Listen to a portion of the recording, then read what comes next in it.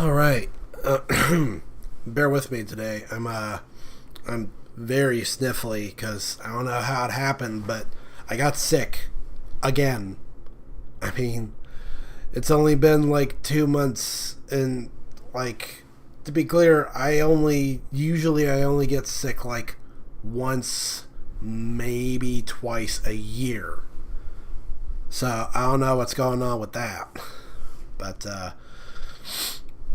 I'm doing my best. And another thing, two things really, is as usual, I forgot to change the text, so let me hash that out.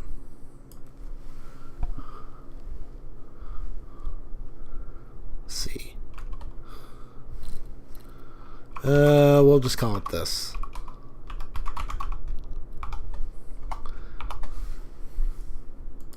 The unboxing, because we got some boxes to talk about that are just out of frame. But the other thing is, I don't know what OBS did with my chat. Like, whoops. Like, I know there's a chat window like on stream, but I'm used to the OBS window having its own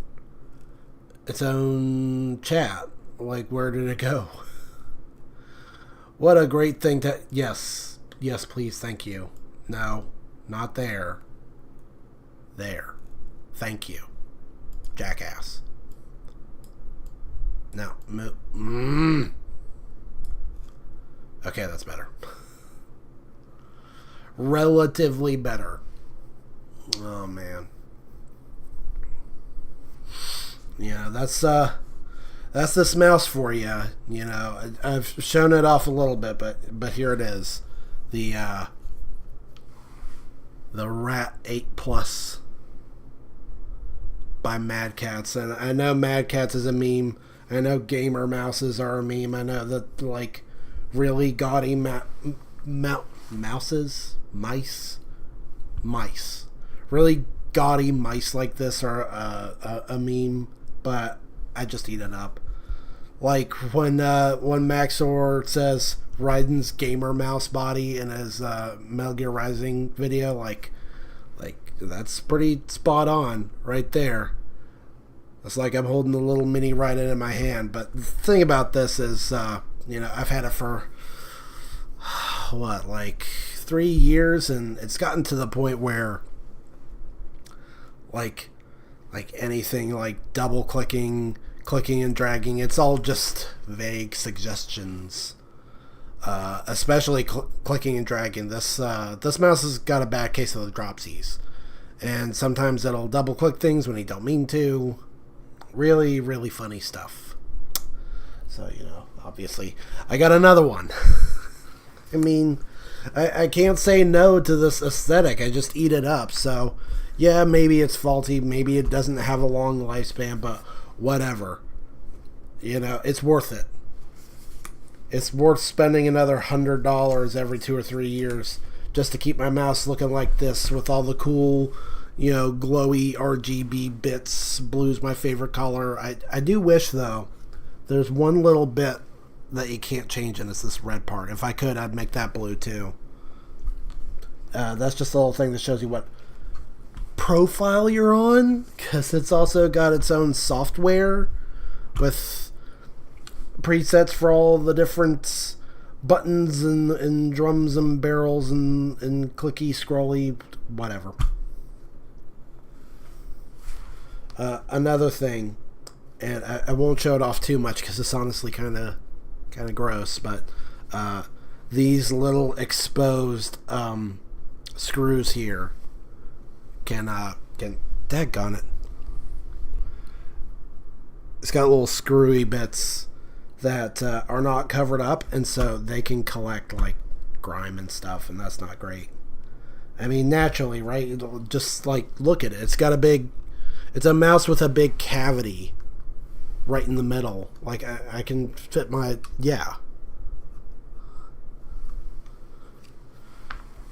that's a little lewd, but yeah, it's a little hard to keep clean, and it doesn't last long. It breaks down, but it's just so cool. There's a lot I'm willing to compromise on just for that sweet gamer mouse aesthetic that's all edgy and shiny and glowy. And I also just like how customizable it is because it's got little, like, I'll show it off here.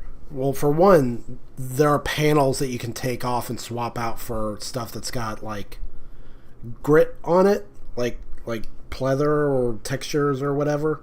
It's also got little weights. Very fancy, almost over-engineered, I'd say, but I'm kind of into that. Little dials that you can tweak so that it fits your hand better. It's really wild. And I don't really care if it's a meme, but whatever. That's my aesthetic. Speaking of which, we got our orange drip back on with all the little accessories. And if you want to complete it, there we go. Man, that makes my head look fat. Look at this. Look at this peak, like early 2000s Smash Mouth Guy Fieri aesthetic. Doesn't this just go perfectly with my little chat thing over here? And like all the scratchy dry media like faux fire effect down here. And you know, it's too bad because I actually used to have a whole collection of these. I had ones that were green, ones that were blue, and ones that were red. But they're just like cheap plastic sunglasses you get at like a gas station. That's where I pick up 99% of my sunglasses, honestly, because the nice ones are just so overpriced. It just feels like such a scam. Like, oh, you don't want to get your super important special sunglasses from a gas station, do you? That's so trashy. Here, let's sell you something that's almost exactly the same, but with like some superficial feature like polarization, and that justifies cranking up the price by 400%. Yeah, and that's if it's the cheap ones. If it's the good ones, more like 4,000%. I don't know how you justify putting a price tag of hundreds of dollars on something that you could just as easily lose. Like, I lose these all the time, or they could break. No. But it's been a while, you know. Every time I take like a 1 week break, and then I come back, it just feels like I've been gone forever. But a lot of stuff's been going on. You know, it's Super Bowl Sunday has come and gone, and it's funny. My parents were like, "Hey, do you want to go to the zoo? It's probably not going to be busy because of the Super Bowl." And I'm like, I don't give a crap about the Super Bowl or sports at all. So yes. And that turned out to be a way better way to spend Super Bowl Sunday, is just at the zoo. And I'm noticing that my camera is crooked. I thought my framing seemed kind of funny. Let's see, is that better? Well, you can see the stuff on the shelf now. You can see what I got at the zoo. Because they had like a little stand where they were selling wire art. And this is what I got right here.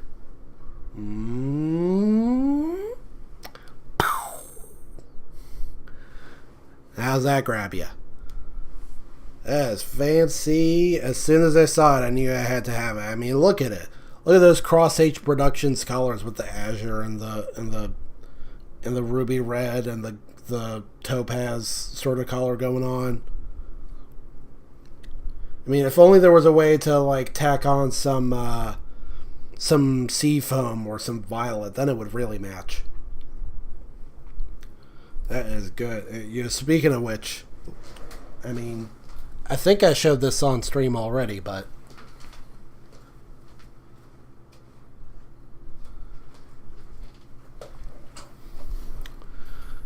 right here.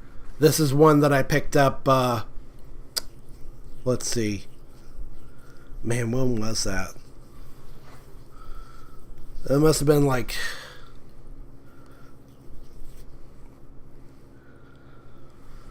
like 2010, maybe even earlier. Oh my gosh, I think I got something in my eye really bad. Oh, it stings. Oh, what a time.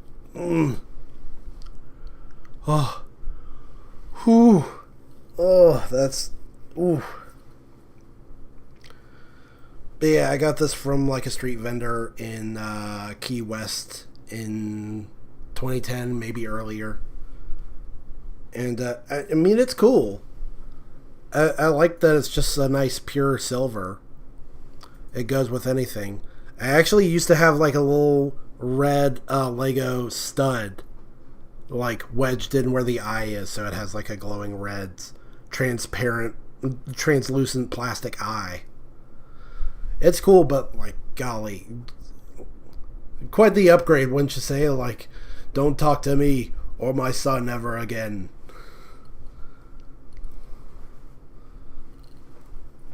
So that's pretty cool. And I'm gonna go ahead and leave this guy right over here. Oh, and this is a little crooked. There we go. Hey, and speaking of decorations, I mean, I didn't get to put this on the computer so that it looks nice, but I spruced up my my Fooly Cooly Tower of Power. This thing right here.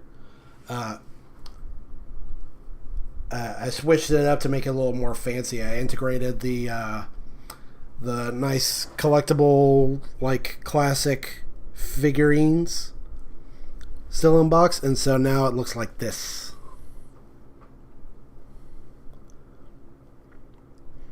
Yeah, check that out. It's all stacked up, all fancy, showing everything off.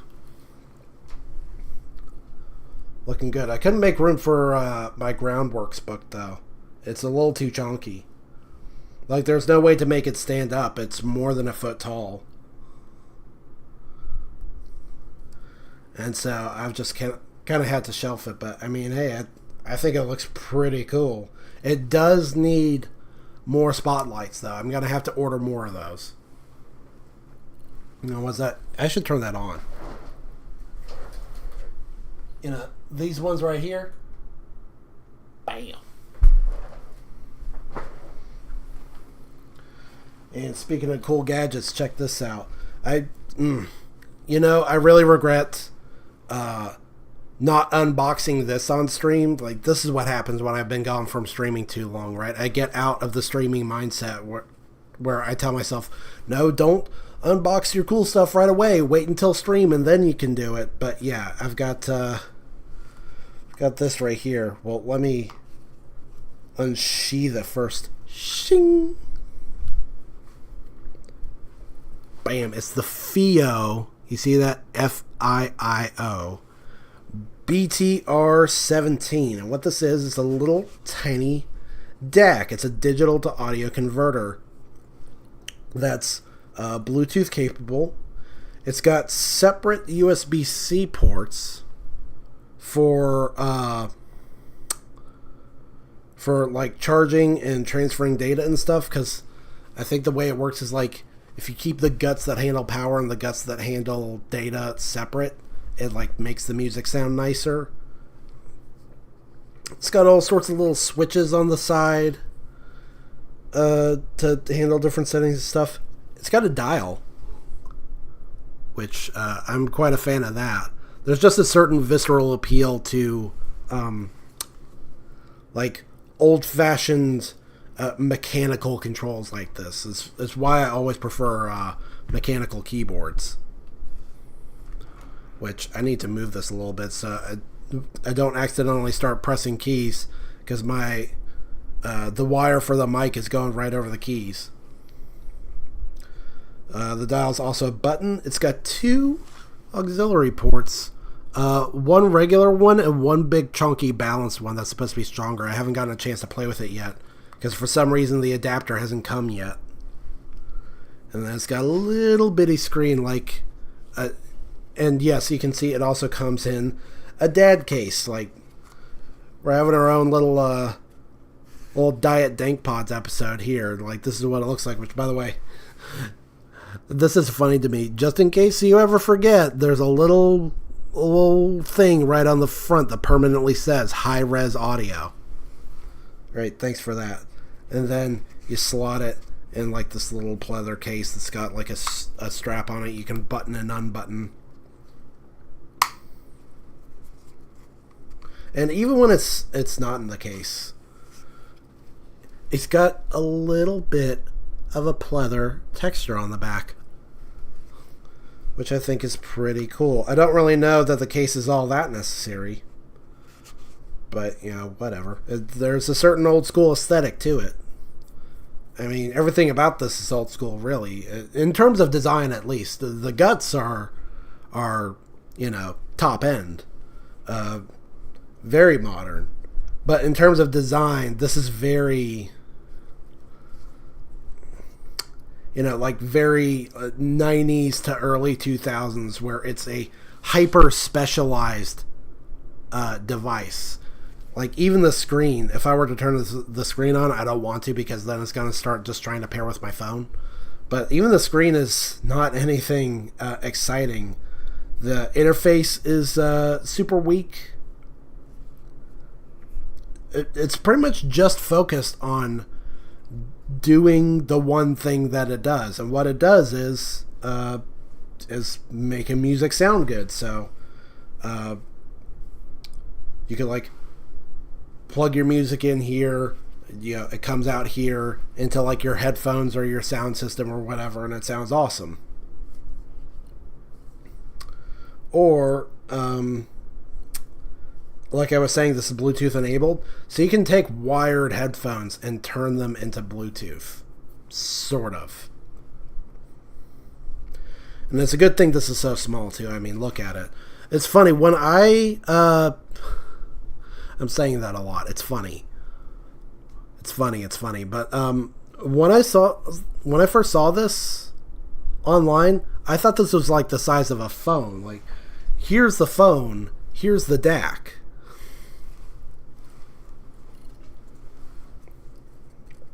Golly, this is a borderline choking hazard. But yeah, I've got plans for this. I've been meaning to invest more in my music listening experience ever since the headphone port on this has crapped out. It's too loose. So the cable keeps falling out. Gotta get a new one. I could make a joke about that.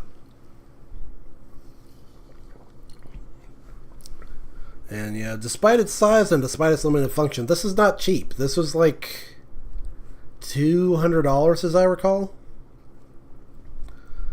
But it's a neat little gadget. It's a little... It's like an adult... let's call it a toy for grown-ups. I almost called it an adult toy, but that has certain connotations to it. I mean, it's not like I'm trying to shove this thing up my arse. I mean, that is one way to store it, right? Just imagine walking around with an aux cable coming out your butt.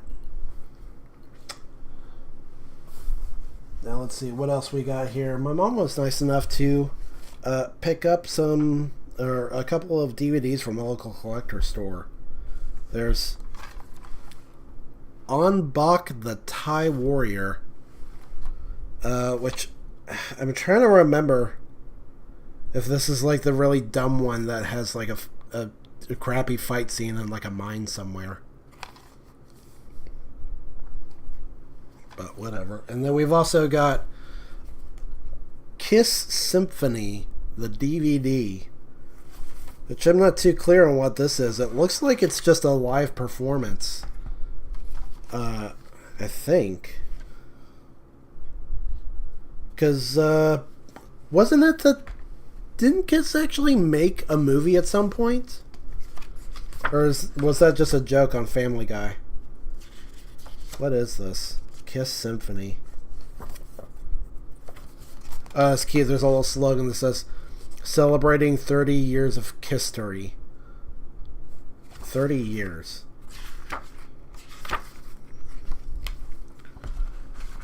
Wait, when did this come out?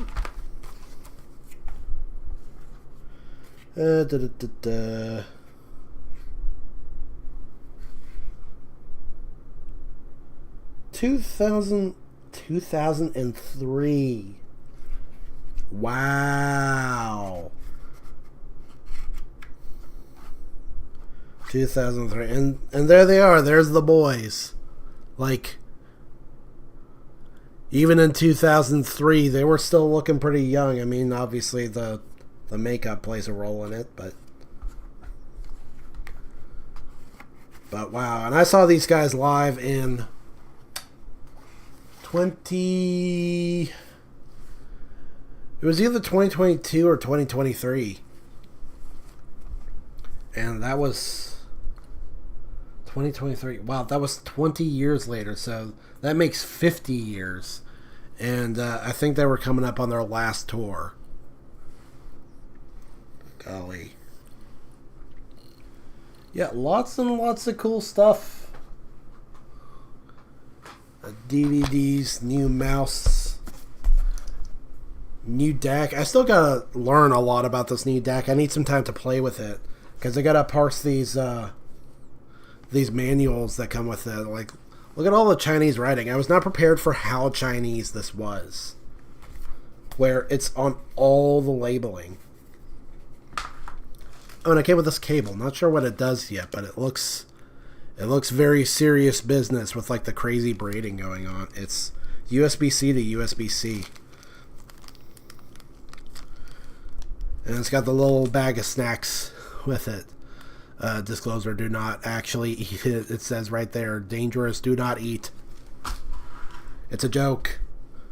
Do not eat the allegedly delicious silica gel. Not as delicious as advertised. But we do have one other thing. And this is the actual unboxing. You know, I screwed up with the FiiO BTR17, where I did not wait. But I made it up for you. I got this box right here, and it is quite hefty, despite the fact that I'm pretty sure I know what's in it, and I was not expecting it to be so heckin' chunky. But here we go.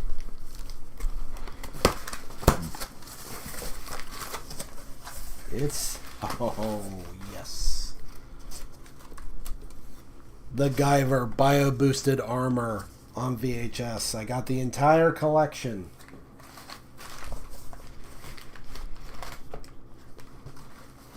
And ooh, you're not allowed to see that one. That's got like a scantily clad anime girlies. Papers. More papers. And you know, I've been inspired to put together my own little Guyver cube. Remember, I think it was last time, wasn't it? When I was talking about, you know, my late uncle, rest in peace. He left me tons and tons of video games, and so I took some time reorganizing everything.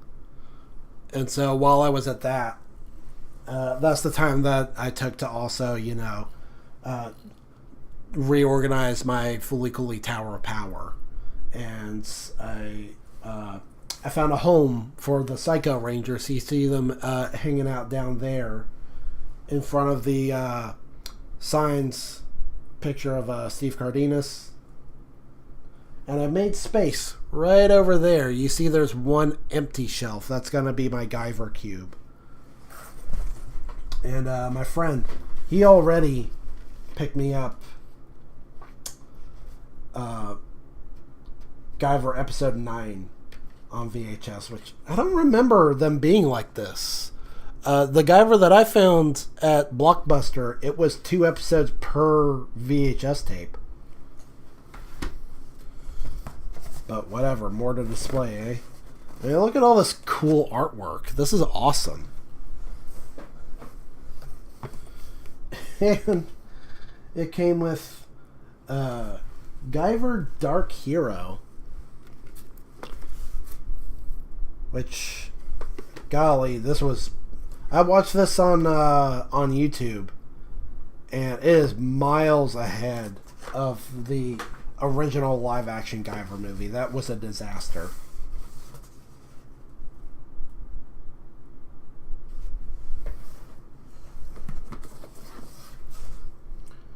What the ratings on these are all over the place. Some of them say 12, some of them say 15, some of them say PG. Now these, I heard these were not in the best condition. They're really just for display. But I mean, that's the plan.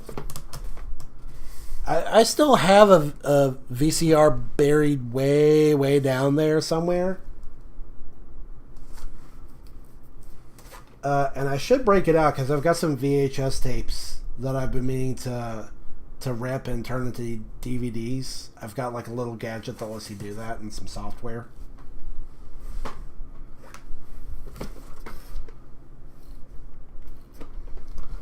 Unfortunately, I am still waiting for the Guyver figure.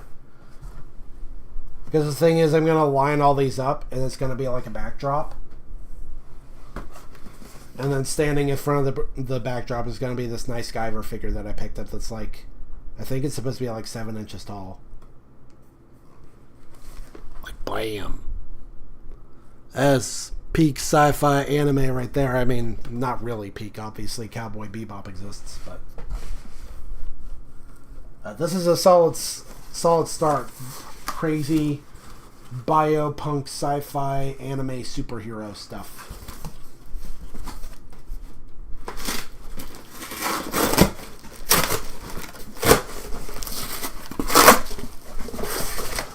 Alright, get out of here.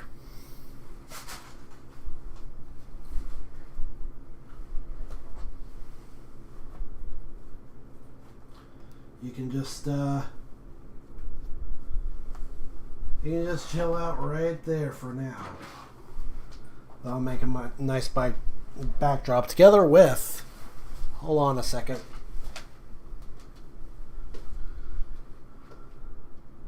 Gotta dig way deep in here. Where are they?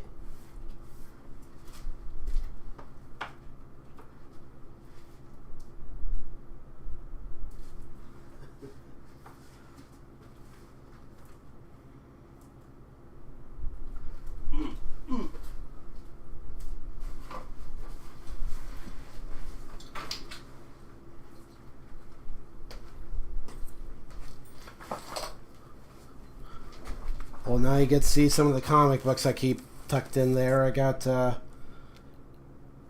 random issue of Mighty Morphin Power Rangers. There's Big Trouble in Little China crossover with Escape from New York.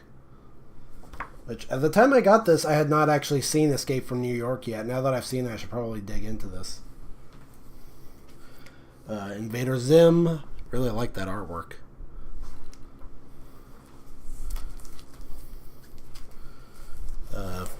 No. Let's see.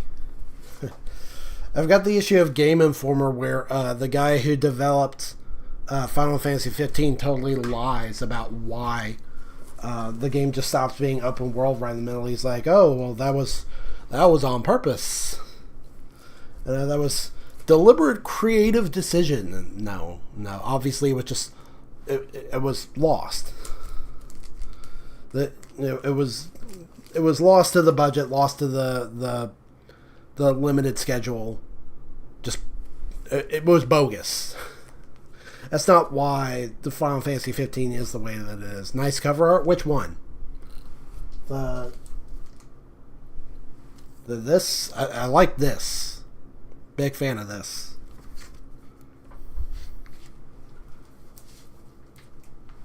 But I mean, these are nice too. Seeing two different versions of Kurt Russell back to back, and then Mighty Morphin Power Rangers.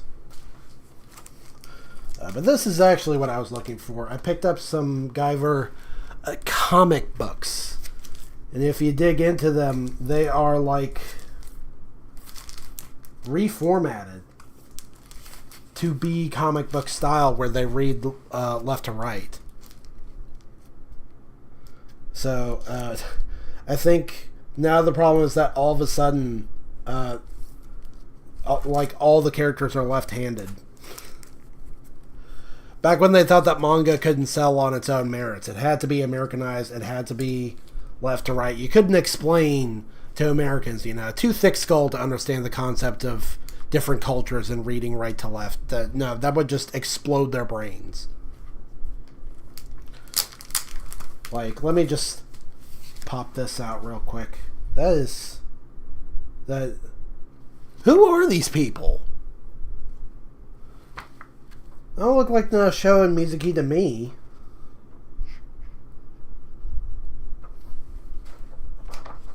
Get that. That's what Donald Trump looks like right now.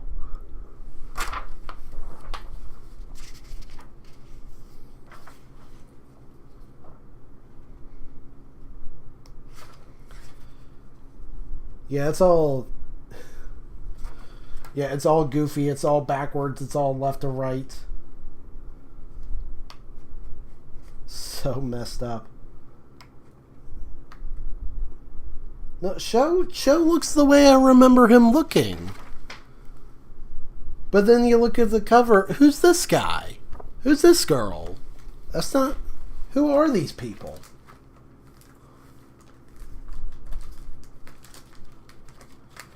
As far as I can tell, these are not characters in the series at all. I'm totally ripping the cover, by the way. I think I put it in backwards. Let me do a little flippy-do. Get in there. So did you just show up?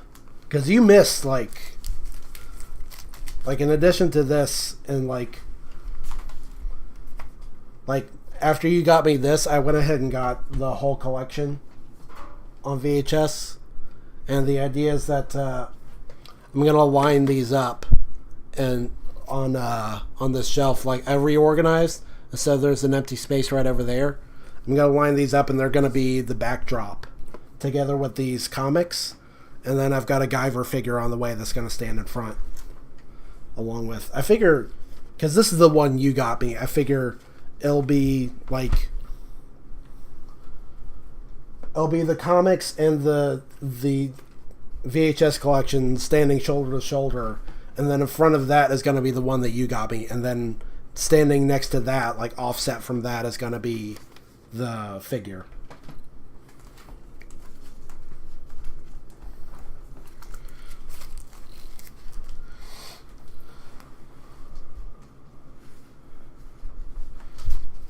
And then we also got this. I got a new mouse, same as the old one. It's a little janky, but it just looks so cool that I eat it up. It's worth spending $100 every 2 or 3 years if it means I get to keep having a mouse that looks like that. My mom got me Kiss Symphony. I think this is just like a live performance, because didn't they actually do their own... didn't they do it like an actual movie?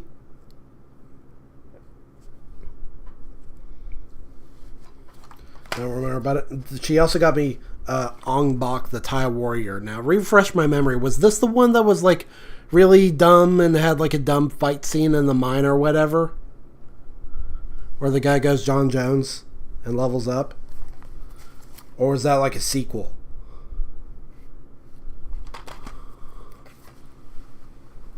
Because I do not remember at all.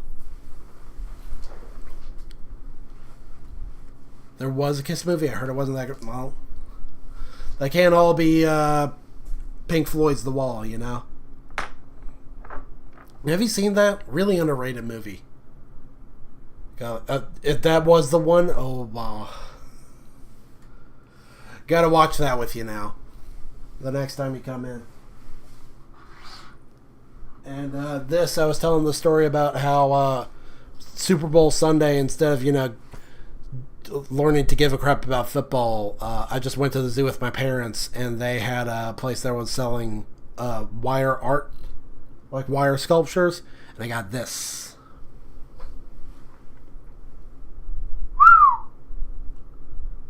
If I angle it like this, it looks like that one flag. I don't remember. We did watch The Wall together? Golly, how do I not remember that? Ah, that's such a good movie. That's got to be in my top 10.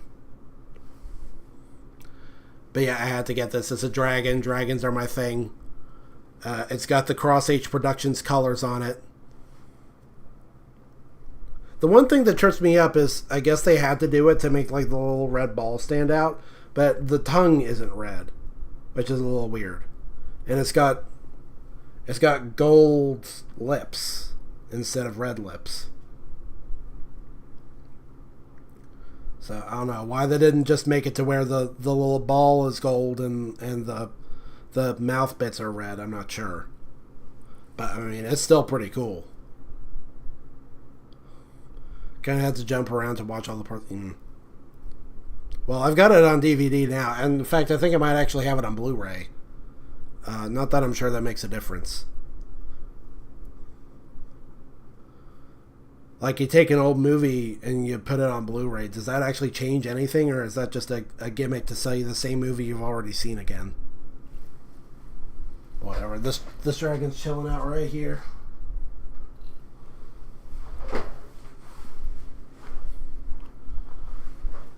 Waiting for that. Yeah, you are. That's your favorite one, isn't it? Onimusha 2 Remaster finally figured out how to give OU her comb back.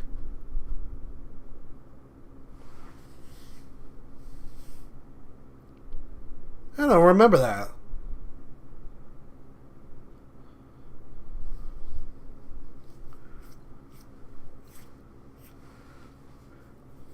I mean, yes, a higher quality picture, but like when it's an old movie, like how high quality can it be? How much can you up-res something that's just like, I don't know. I don't know all the science behind it.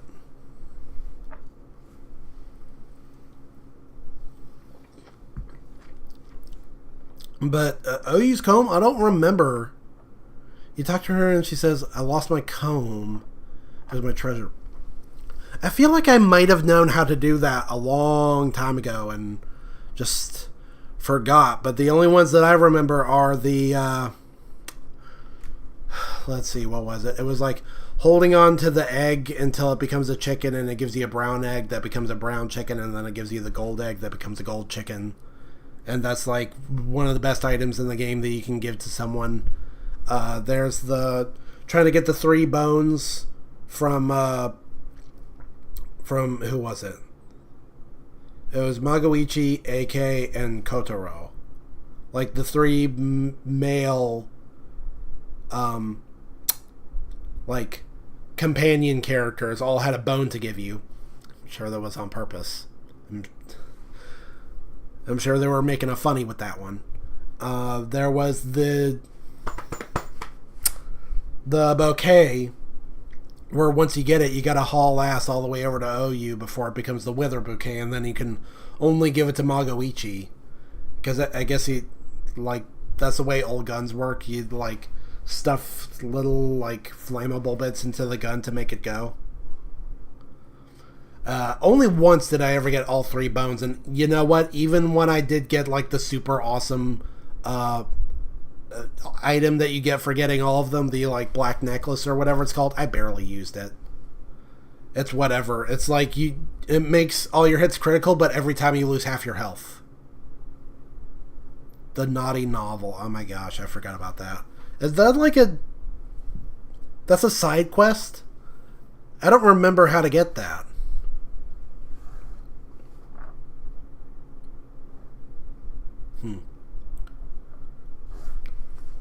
I really should go back to that. Well, I don't have to go back now. The remaster is coming out. I was going to say I should go back at some point and try to actually 100% it. You cannot 100% that game in one run, can you? Because there's like exclusive routes. You have to play it multiple times. Even though I'm pretty sure all it does when you 100% it is it unlocks that weird mini game, and mini games in Onimusha, I have not enjoyed any of them. I actually preferred, because one was the one where you like smash pots or whatever, and if the enemy smashes the pot first, it doesn't count, and that's stupid. I hated that. Two was like, Jubei dresses up like one of the Blues Brothers and runs around. I think that's the only time you get to fight human Nobunaga Oda, and even then you don't actually fight him. You just kind of run past him. Oh, you hate him too? Good. I'm glad we stand in solidarity on that. 3 had the archery mini game that was also really jank. They always try to spice it up, and they always lock the ultimate mode behind it, where you get to play with like all the items. You get like 30 free medicine. All your weapons are maxed out. You get the ultimate weapon right away, but they always lock it behind those crappy mini games. It wasn't enough that I had to find all 20 fluorite items that are invisible and scattered all over the place and are in places where if you miss them, you can't go back and get them. I still gotta play the dumb mini game. Golly, and I don't even remember what you get for doing the mini game in Onimusha 2. I think you just get like dumb novelty costumes. Like, you get to play Onimusha 2, and Jubei's just dressed up like a Blues Brother all the time. Or you get to dress OU like she's from the 70s. And then 3, I think, was also Ultimate Mode. You just get to play with, like, the best weapons and all the more medicine than you could ever conceivably need, unless you just suck on purpose. Suffer through Oni Spirit just so I could use the Bishamon sword from the start. Dang. That's more than I could do.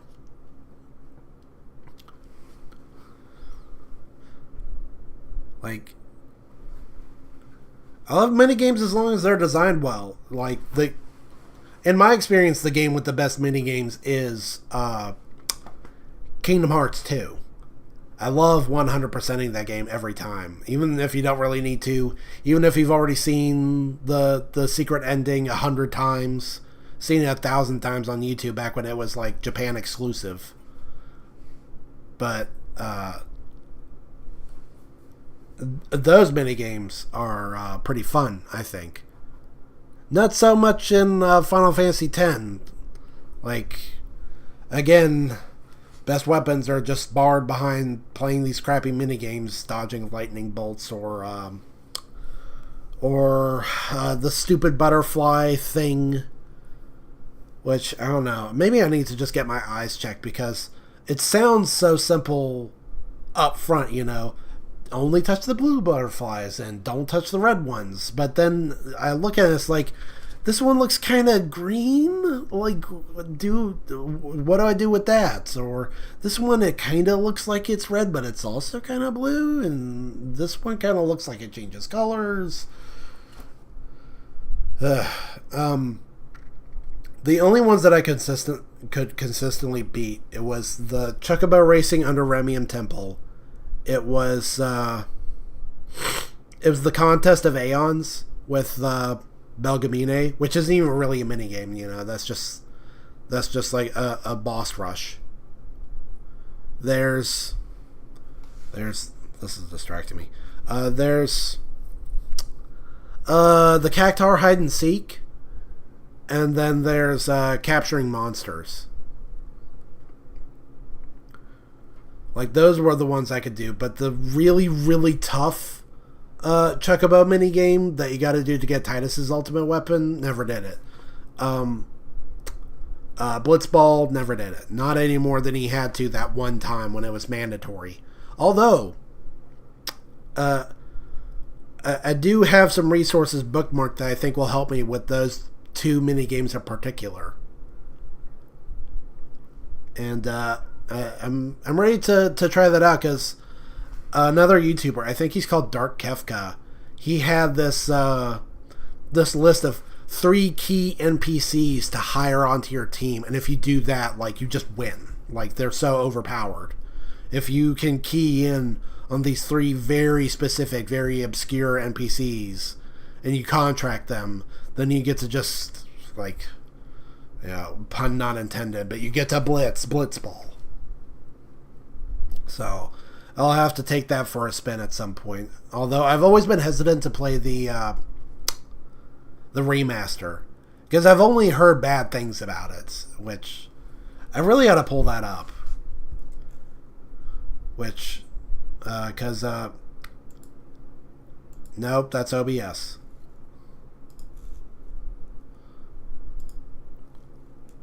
Let me actually pull this up. Good, no. No.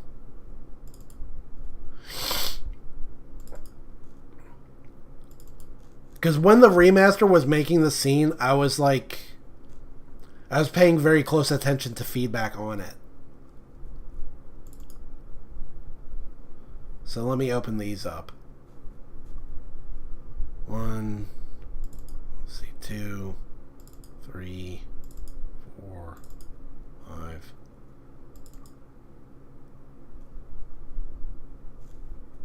Are those just the same?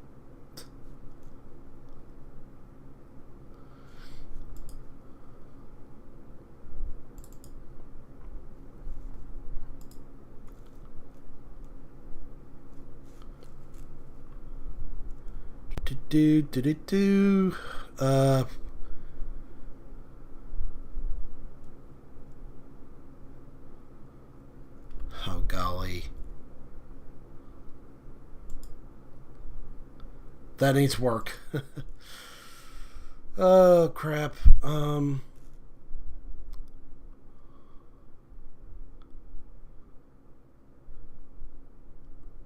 Okay, let me do it like this. This is gonna be super jank, but here we go. There, like that.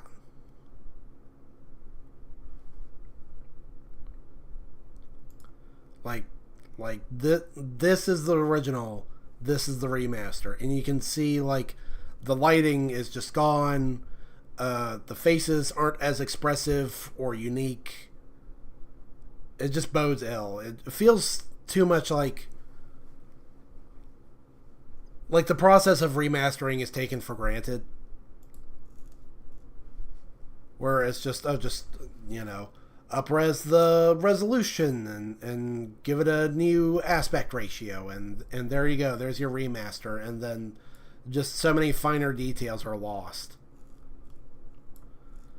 Like this, obviously the one on top, that's Yuna, and she's looking pretty expressive, even if her outfit is more low res. But then you look at this one, and she looks almost contemptuous. She's got this look like can you not?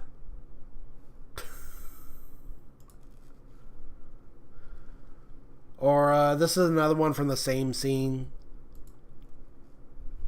which that's a better like side by side. Look at how muddy the sky looks in the HD collection. That looks so rough. Like they didn't bother at all.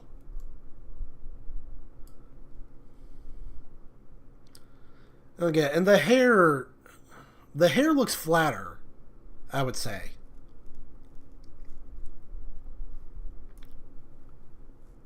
There's more pronounced like feathering here. And that face, I'm just used to that being what Tidus looks like. This, I don't know. He looks so like chubby baby face.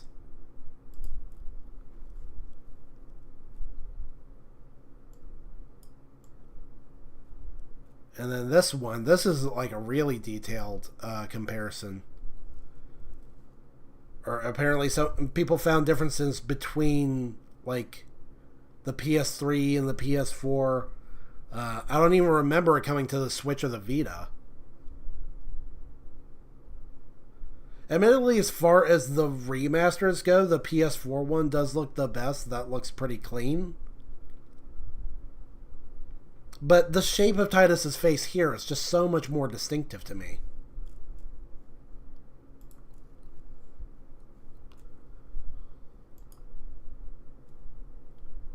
Oh, this is really bad. That is so bad. There's nothing going on with his eyebrows either. You notice that? And his hair is more washed out. His skin is more washed out. Everything about his pallor is just.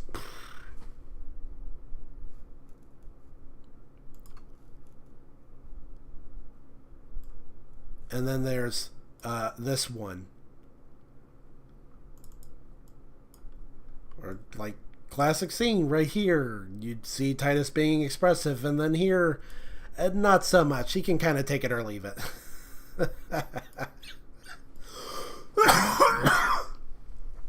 Oh my gosh. Oh, that's good stuff.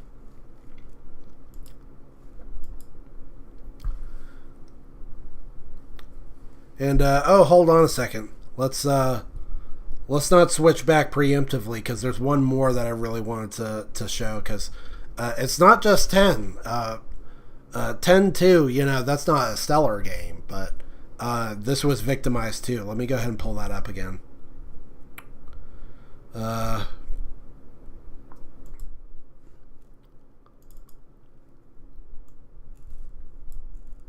Okay, it's this right here.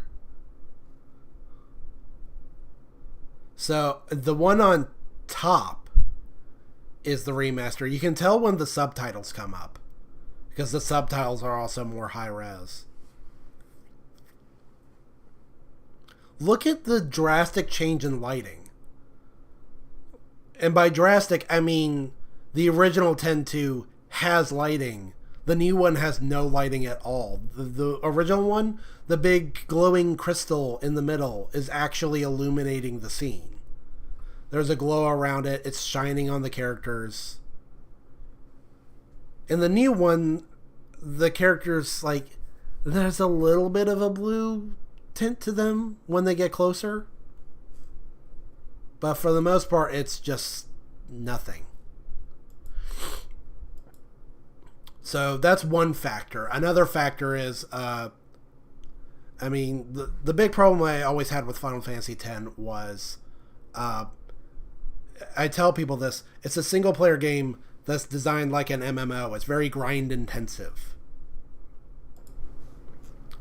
with lots of mini games and lots of farming for items and crafting, and just that's fine in moderation, given it's a single player game. But at some point, it's just too much, way too much. I just noticed that this is orange. This is supposed to go with the rest of my outfit, but on stream it shows up as very red for some reason. But what I was saying was, instead of toning down that rather contemptible aspect of the game, they amped it up. Because in the original Final Fantasy X, the biggest post-game challenge was the arena, where you catch all the monsters. He gives you big super monsters to fight, and if you don't, this is the thing that bothered me the most. If you don't have the ultimate weapons, which are, as previously discussed, incredibly difficult to get, you got to play dumb mini games to get them and power them up all the way. If you don't have those, the bosses are just impossible. They're absolutely ridiculous. They deal maximum damage to everybody in a single turn, and there's nothing you can do. You can't avoid it. You're just screwed. And there's no way you could possibly deal enough damage to out DPS them. But then when you do get the ultimate weapons, it totally flips to where now all of a sudden they're way too easy. Not that I would know, but I've seen people fight with these ultimate weapons on YouTube, and it's just ridiculous how many tens of times more powerful they are with the ultimate weapons compared to when they don't have it, to where all progress and power scaling is completely unbalanced. So the Final Fantasy X remaster comes out, and it's based on the international version that adds even more ridiculous, borderline unbeatable bosses, where you absolutely need the ultimate weapons or you don't stand a chance. So for someone like me who did not even bother with those mini games almost at all, there's no appeal, especially since there are some areas that you can't get to anymore. Like the bit at the end of the game where if you revisit the temples and you get extra items, you can't do that. Not without signing up for a serious ass whooping, because they put some of these new super bosses in the way of those previously accessible areas, which just strikes me as really annoying. If there was one thing that would interest me about the remaster, I guess one is I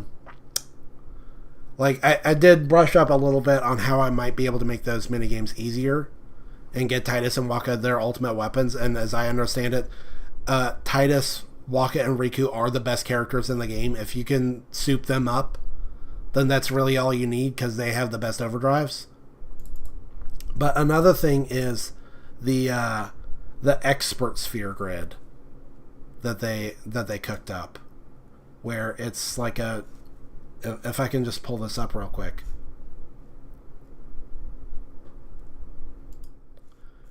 I really need to rename these screens to make them easier to figure out. It's like radically reworked compared to the old one, which was a lot more straightforward. The newer one has more branching paths and is more freeform. I think everybody starts in the center.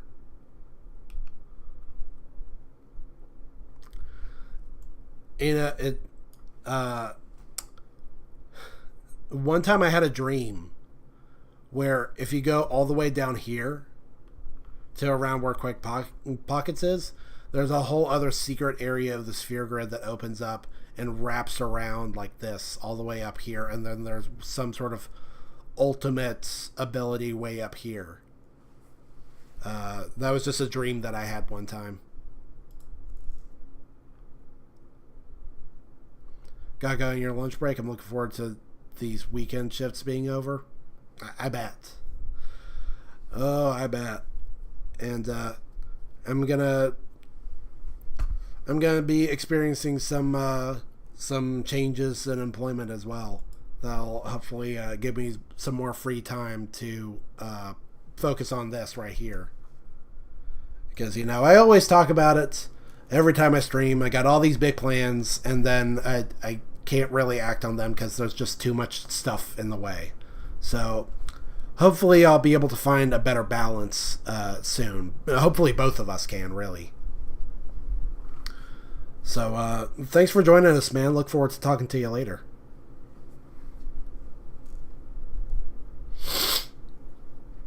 One last little gem that I want to leave on. In terms of like this little aside that we're having about Final Fantasy X, is this PlayStation Magazine cover that they cooked up. Look at that. Look at how much of a Chad Tidus is all of a sudden. What is that about, man? That is wild. I have a certain soft spot for these really radical, really Americanized depictions of these Japanese game characters. I gotta find another one, because I think they did it for Devil May Cry and Onimusha as well.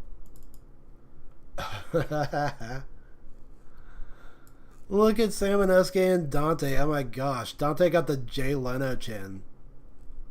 The new face of action horror.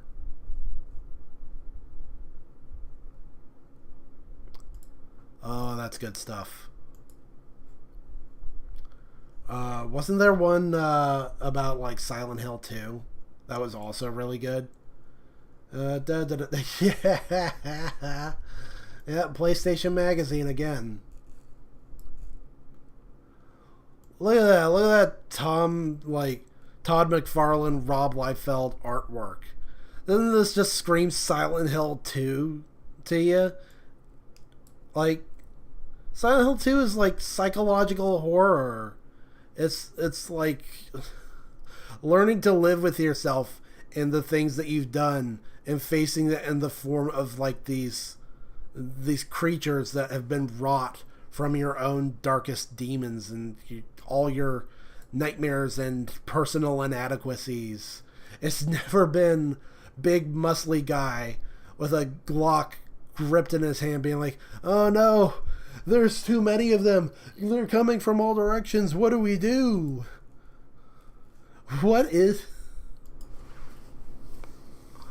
Oh my gosh. Oh, that's so bad.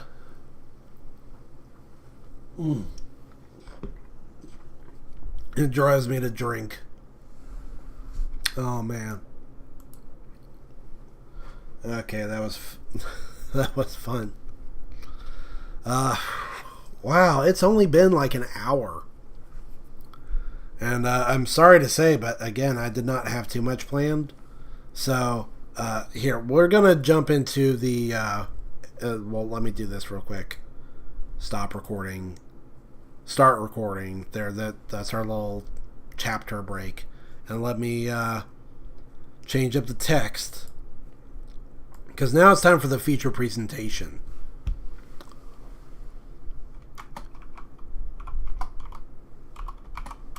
Magic the Gathering talk. There. And now I wish Jaron was still here because he's going to be excited to, well, I mean, not too excited. I don't think he plays Magic the Gathering at all, but this is cool because they've announced some stuff based on stuff that he does care about. So let me fish that out real quick.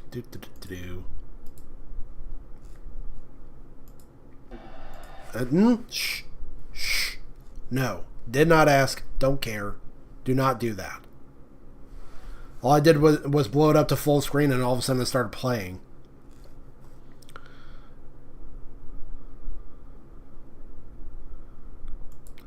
There we go. Feature presentation. And we don't really need this. Boop. And we're not going to watch the whole thing. I mean... actually, before I dig into that, just a little bit of an aside is you also saw me fish this out, and I'm pretty sure that I've shown this on stream already, but here it is. This is my big bag of Magic. I've been playing Magic ever since my dad taught me how to play back in 2000. Right before we moved, and been playing ever since, on and off. You know, we'll have our seasons, we'll play for a while, and then get out of it, and then get back in. And by the way, it feels like every time that I get out of the game, I miss something epic. Like, I got out of the game just in time to not enjoy the first ever Ravnica set. Or I got out of the game just in time to not enjoy the first Mirrodin set. That kind of thing. The one time I can think of when I jumped in at a good time would be during my college days when Innistrad was new. Now that was a blast. I remember being so incredulous at the time because I thought to myself, oh, it's a horror-themed set? Doesn't that just mean that all the cards are going to be black? That doesn't make a lot of sense. But then they actually turned out to be pretty clever about the design of that set, and I had a real blast. But then that was, of course, also the time when New Phyrexia had just come out, and so we had to deal with Infect, and that was not fun at all. But whatever, I stomached it. I did the best that I could.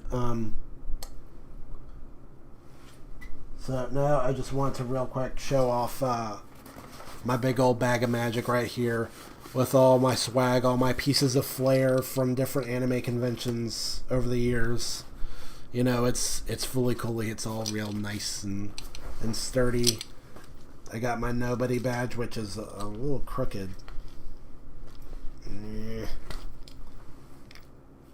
Whatever. I got my smoking sexy style pin right here. Angry Beavers, I got that from Dragon Con. Straw Hat Pirates. The dumb little pin that came with the PS3 HD collection of Kingdom Hearts. Golly, that collection sucked, and this is falling off. That's not good. Uh-oh. I lost the cap to this. I'm going to have to get a new one. Speaking of falling off, this L pin just goes everywhere. It will not stay locked in. There's light. By the way, got these two from bonuses in the Death Note DVDs that I bought from Hot Topic. Talk about a blast from the past. Remember when Hot Topic actually sold stuff that was cool and edgy? And they sold DVDs of anime?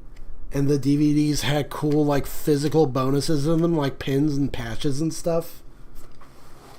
I still miss my pair of white trips that I had ironed on a patch that I got from one of those DVDs. Let's see. Here's my Calvin and Hobbes pin. Yeah, Calvin and Hobbes represent. Yeah, I know that it's bootleg. Bill Watterson never gave the rights to anyone, but like that's the way it is.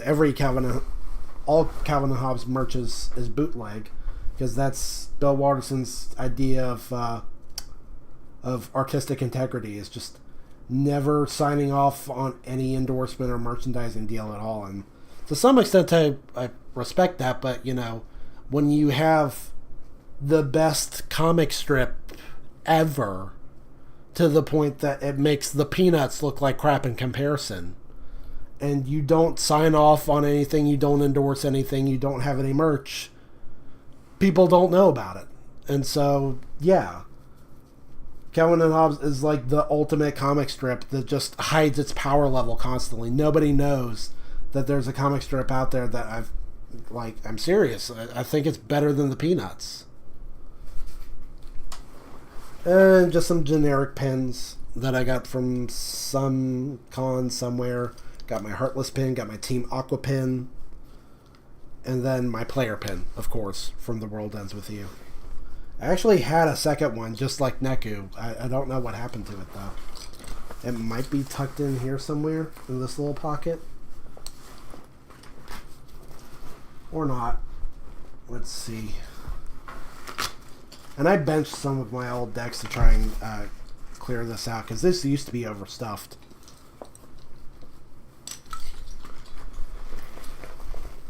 But let's see what we got here. Oh yeah, I got these dice from Collector's Con. Just a couple towns over. Just basic plastic dice, but you know, it's in my favorite color, so I had to get it.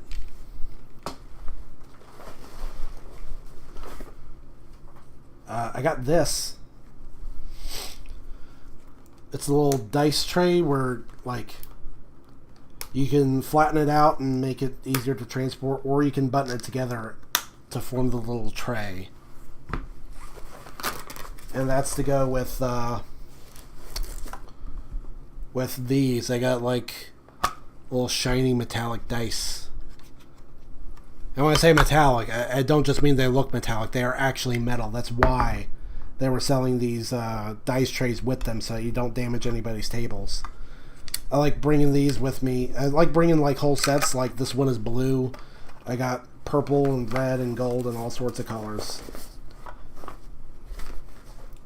And then bringing that to game night and like lending each person a box for the night, so that they can have some nice matching dice for a while. Let's see what we got here. Oh, big old boxes. So many.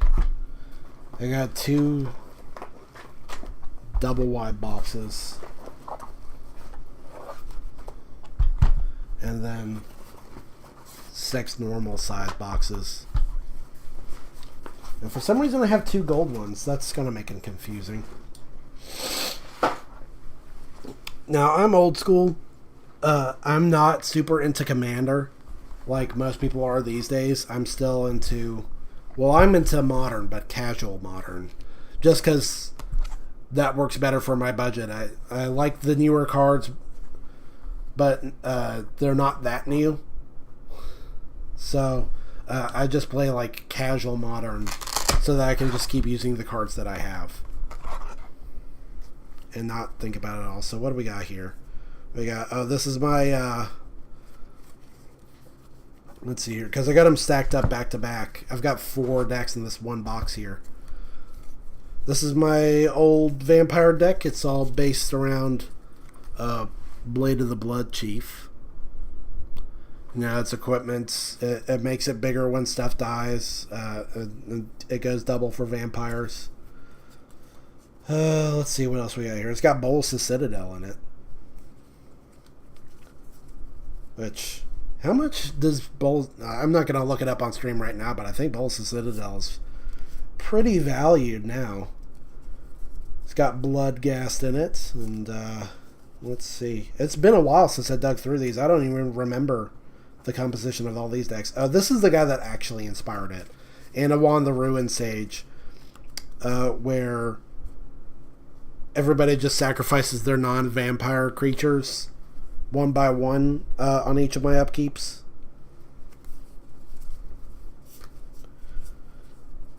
And like I said, I was playing during Innistrad, so I came up with like a critical mass of vampire cards. Here's my mono black artifact deck. It's got some cool stuff like Vorpal Sword, where if you pay a big chunky amount, it lets you just win the game. And it's got Darksteel X, because here's what this deck is really all about, if I could find it. There, this is the impetus for this deck. It's Phylactery Lich. I just happen to have 4 of these.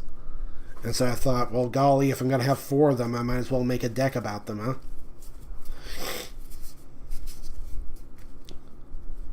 So it's got lots of cheap artifacts, lots of indestructible artifacts, lots of affinities, and some cool new ones. It's got a bit of a lifelink sub-theme, because it's got Vault Scourge, you know, flying in lifelink, and it's super cheap. But it also has Mukotai Ambusher. It's a ninja that pops in for some hefty lifelink. Darksteel Citadel, Cranial Plating. Unfortunately, the best Phylactery Lich, you can see, it's not, it ain't doing too well. The corner's all jacked up. Tormented Soul, that's great for slapping equipment on. Can't block, can't be blocked.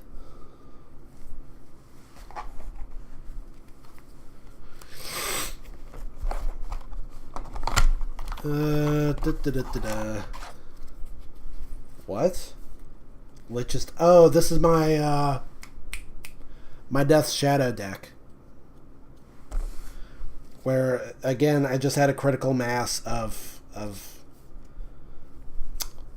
suitable cards,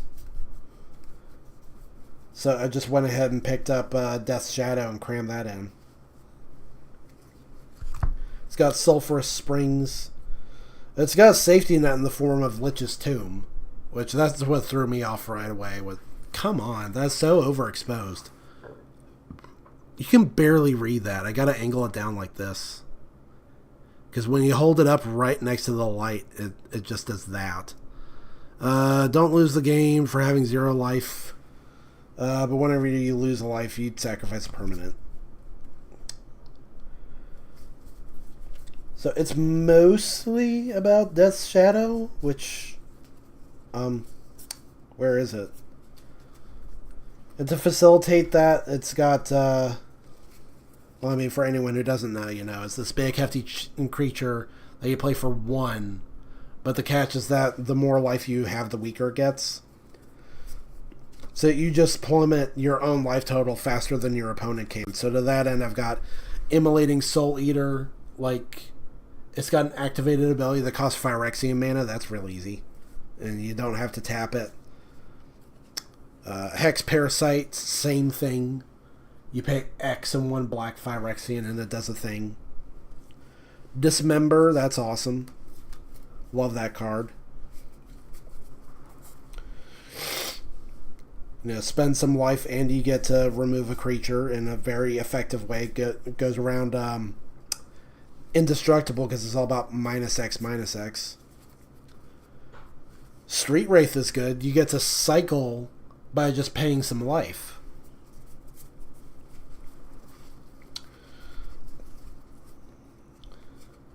And just because Death's Shadow isn't enough, I also picked up this. When I was checking out Streets of Capenna back when it was new, I keyed on this Shadow of Mortality. You know, we have Death's Shadow at home. This is one where it's a big hefty creature, but it costs less. The less life you have. See, Greed. That's good. Pay some life, get some cards. And then as a little accessory, I've got 3 Hidetsugu Devouring Chaos. Where the idea is if I can use this to exile Death's Shadow off the top of my library, not only will I get to play it, but Hidetsugu deals damage equal to the exile card's mana value. So that goes well with Shadow of Mortality. So I can play it for cheap, but you know, if I exile it with Hidetsugu, it's still going to deal 15 damage to you.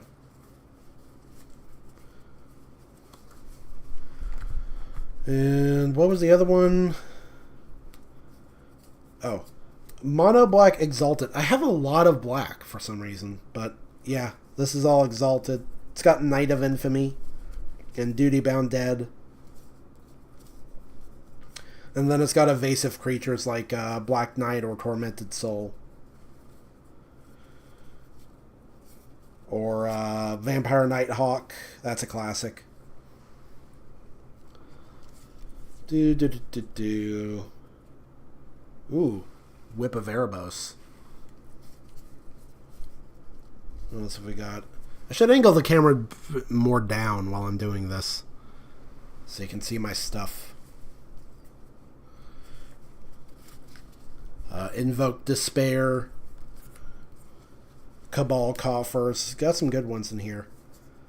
But yeah, these are very obviously casual. Just casual modern. And the only reason I specifically play modern is I just like the more homogeneous aesthetic of only playing newer cards.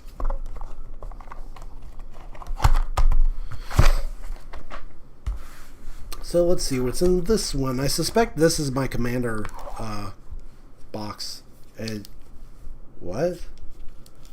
Oh, this is like a really, really crappy red-green deck that I was trying to make work, and it just wasn't going. Where it's got a lot of different directions that it goes. I just had a lot of these cards laying around, and I found that they sort of had synergy, so it's sort of a Storm deck, sort of a Squirrel deck, sort of an Ape deck.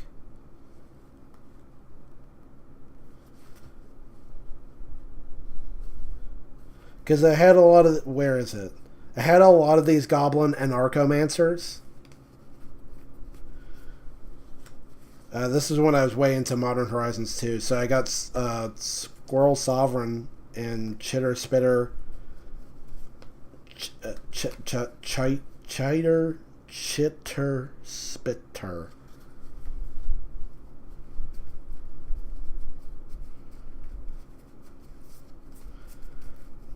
And, let's see. I thought I had, like, the Squirrel Storm card or whatever. I've got Curd Ape. Because even though these are like old copies, Card Ape is, I'm pretty sure it's modern legal. Chatterstorm, that's what it is. I've got Throsta. That's kind of like a storm thing. But the actual inspiration was I got this card for free, Kibo Oktabi Prince. I forget how I got it for free. But it's like an ape monkey thing. It makes some mana. And I tried to put together a deck, but it wound up getting pulled in a lot of different directions. These, I'm pretty sure these, yes, these are my my only 2 commander decks. This one is oh, now hold on a second. This is not the deck I thought it was. This is my Sultai self-mill deck. It's got the oh, you know, what's it called? Palantir of Orthanc. That's a fun name to say when you've got a lot of nasal congestion. Palantir of Orthanc. It's got Muldrotha and Hedron Crab. This deck is fun, but it's also really bad. And that says a lot about, like, my modus operandi is I'll play a crappy deck and take 9 L's for the 1 W that I get that I had a lot of fun getting it, you know?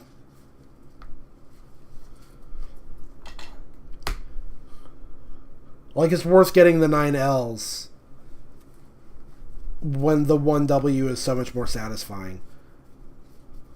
I do think I have a blue-black... You might have noticed I had like a little promotional thing. This is not a card.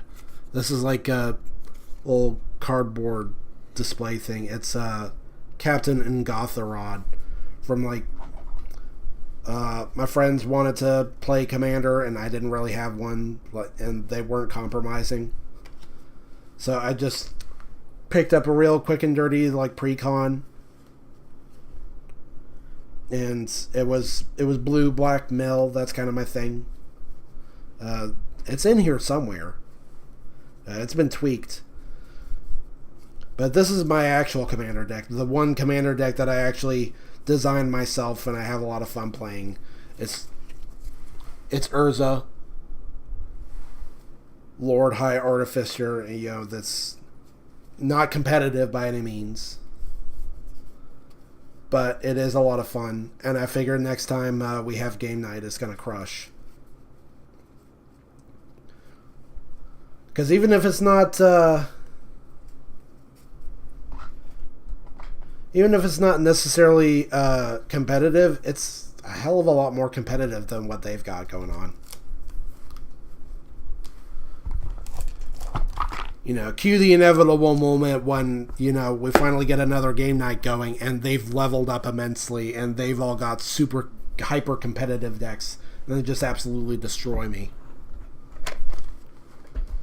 What's up with these 2 gold boxes? I don't remember having 2 of them. What is this? Oh, this is like my soldiers deck. It's like white weenies. Lots of tokens, lots of soldiers, lots of humans. All to make good on 2 specific cards. Elesh Norn, which, you know, the more creatures the better. And then Angelic Overseer, where when you have a human, it's just awesome. Well, relatively awesome. I think it's been pretty well power crept at this point.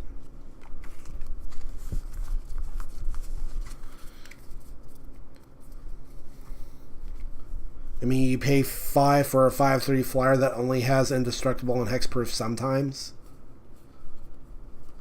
And it's not actually that impressive in terms of, like, attacking. What's the other one? Because, again, I got these stacked up 2 per deck. Oh, this is my This is my Barndu Samurai deck. Inspired by... Oh, he's in here somewhere. This deck is pretty terrible, too. There, Ishin Two Heavens is one. I saw him, and he looked pretty cool. The Samurai in general just seemed really cool, and I just wanted to play them, even if the deck turned out pretty crap. So I've got those. I should really put those in a different deck. Or a different box, that is. So I don't get them confused. What's this one? What? What? What? What is...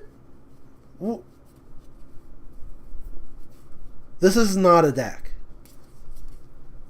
Okay, that explains a lot. That's not a deck. I don't know what those are doing in there. You can see that's a very old card.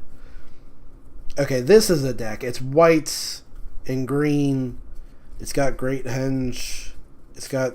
What is the theme of this? I think this is enchantments. Because it's got Rancor and Ethereal Armor. Canopy Cover, Sterling Grove. It's an enchantment deck. Enchantress's Presence.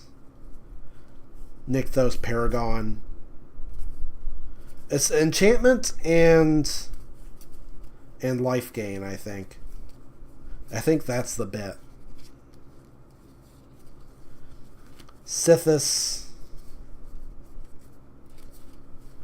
Yeah. Okay.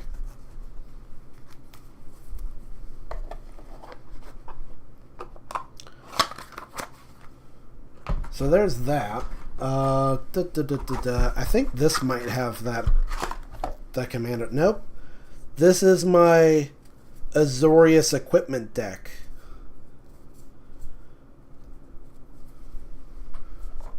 Which has been many, many years in the making. Because... Haha, there it is. I mean, I'm trying to get it in frame.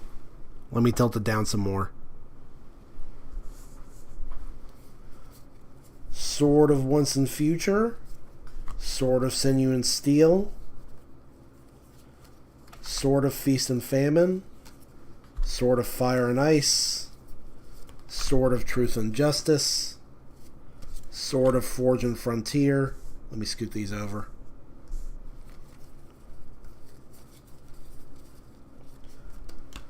Sword of Hearth and Home. Sword of Light and Shadow. Sword of War and Peace. And finally, Sword of Body and Mind. Although now there's a new 11th one that came out called, I think it's called like Sword of Wealth and Power.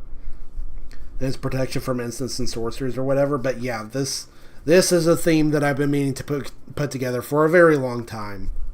Because I just eat up stuff like this, like big epic cycles. It just really tickles the part in my brain that says, gotta catch them all. Gotta collect them. Gotta have it. Gotta put the band back together. So I had really, really been yearning to make an equipment deck that has all 10 swords in it. All 10 swords of X and Y. And again, yeah, it's not competitive, you know. I should be playing a Hammer Time deck, like everybody else. Or playing, what's it called? Batterskull. Again, like everybody else, I should just be playing the same generic competitive deck that everyone else is already playing. But dang it, that's boring. I want my cool swords. I want my cool collection. I want to collect all the 10 epic swords and then put them on one guy and swing for like epically lethal damage. What's this? This is another white and green deck, but this is more hard leaning towards life gain. Because it's got like Essence Warden and Soul Warden and Wall of Reverence. What's the combo in this? I forget. There's like a really epic combo in here where if you get it going, it's just monstrous. Felidar Sovereign. Rock's Faithbender, where it doubles up how much life you gain. Gotta have my Malira. My emergency Alira, just in case someone plays Infect, because I hate Infect. Oh my gosh. Let's see. Where's the big epic combo? There's Wall of Reverence. At the end of your turn, you may gain life equal to the power of target creature you control. Hey, that goes great with Sarah Avatar, where his power and toughness are equal to my life total. I thought there was another thing that made it like really awesome. I got another Wall of Reverence. No, but like those two together are awesome.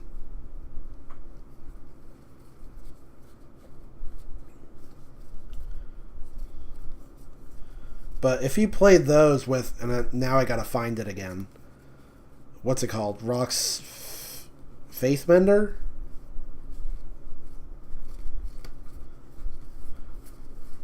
Michael Fassbender? There we go. Yeah, if you would gain life, you gain twice that much life instead. These three together can make for something really insurmountable. Just absolutely massive amount of life. Hey, which one of these has the tension sphere? Great, now I gotta go back and dig out my other white-green deck. Which one was that? Was it this? It was this. Because I'm pretty sure this has detention sphere in it. I need to look more closely. Because there's a story behind that one. Where I was playing an Infect deck. And I whipped out detention sphere.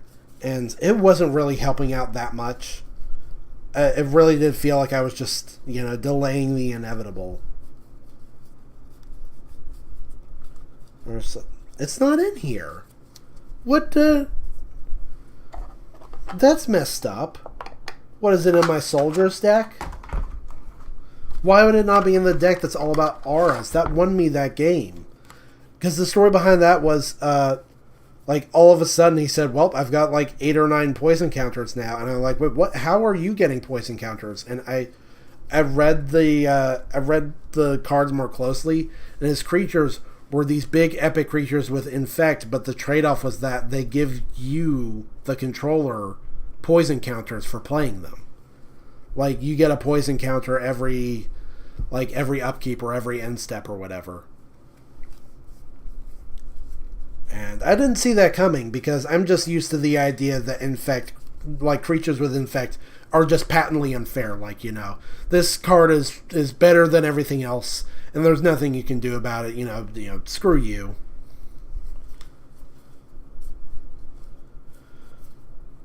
So, against all odds, like, it was a life gain deck against a, that's what it's got to be. It's got to be my life gain deck.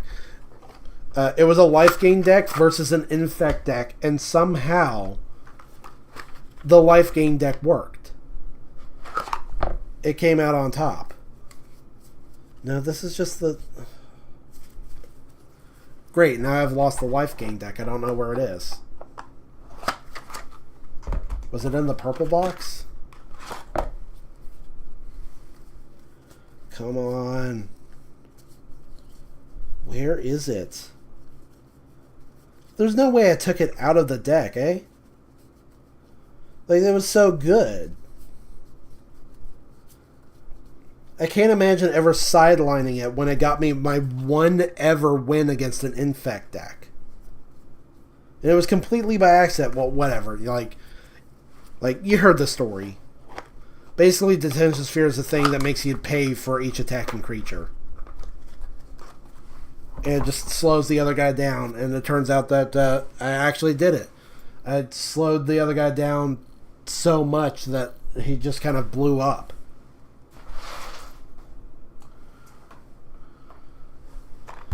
Now these, again, it's been so long, I don't even actually remember what's in all these. This is my white and red modular deck. Because there was a lot of that. Like, that was an archetype in Modern Horizons 2.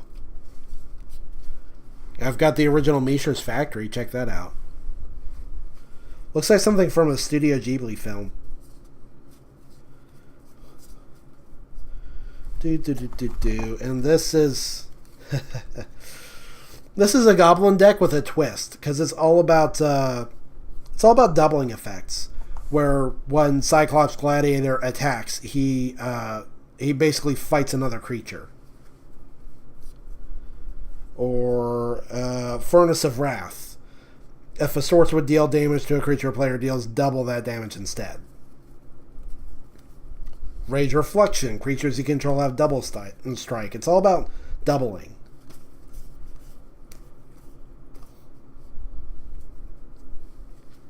Fling, that's a classic. People are really talking about Jumbo Cactar now, wanting to fling that.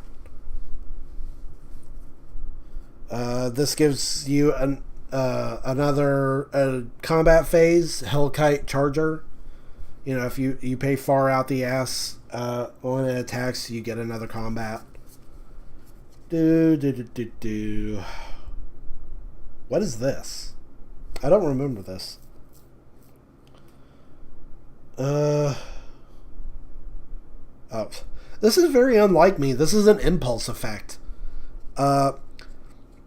Whenever he or another goblin you control dies, exile the top card of your library. If it's a goblin creature card, you may cast that card until the end of your next turn. Well, it helps that it's until the end of your next turn, but normally I'm not for impulse effects. I miss old-fashioned rummaging. I miss when that's how Red used to do card draw. Stigma Lasher, you just randomly got that. It stops players from gaining life for the rest of the game. Inquisitor's Flail doubles damage dealt by and to the equipped creature. Combat damage specifically.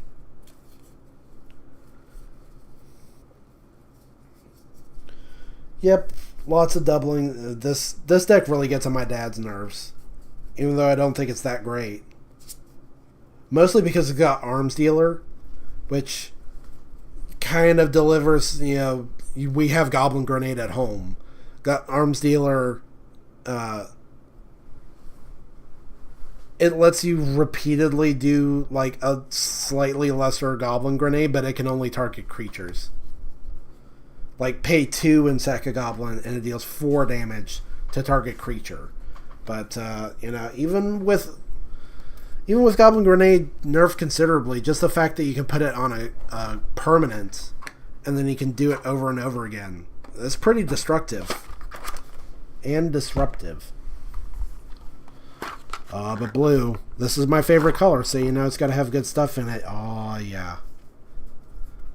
This might not be the best deck, but it is my favorite. It's my big, epic mono blue mill deck with Hedron Crab and Tasha's Hideous Laughter. It's got a lot of snow stuff going on. It's because it's got Winter's Rest.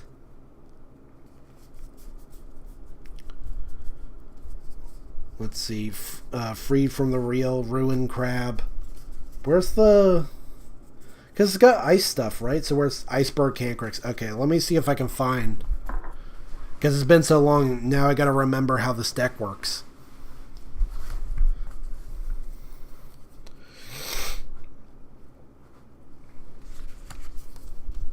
See, there's Jace and Walking Atlas. There's Hedron Crab, and Iceberg Cancrix, and Ruin Crab. These 3 crabs are the foundation of the whole deck.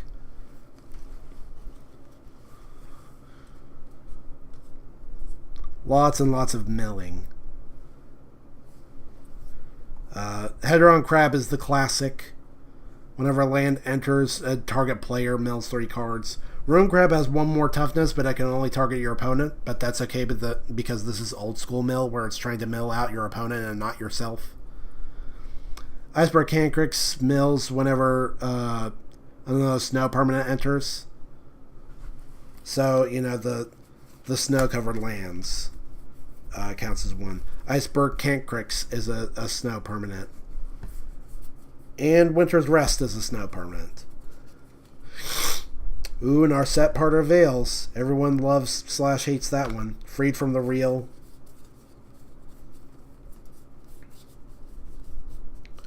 Let's see, I think I skipped one. Teferi's Tutelage.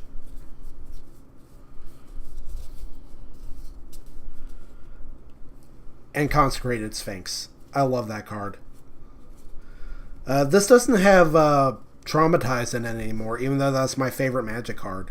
Where you mill half your library. That just sounds so dramatic. Oh, Jace the Mind Sculptor's here, too. You know, just for fun. Now, let's see if I can do the math when I have all these cards out.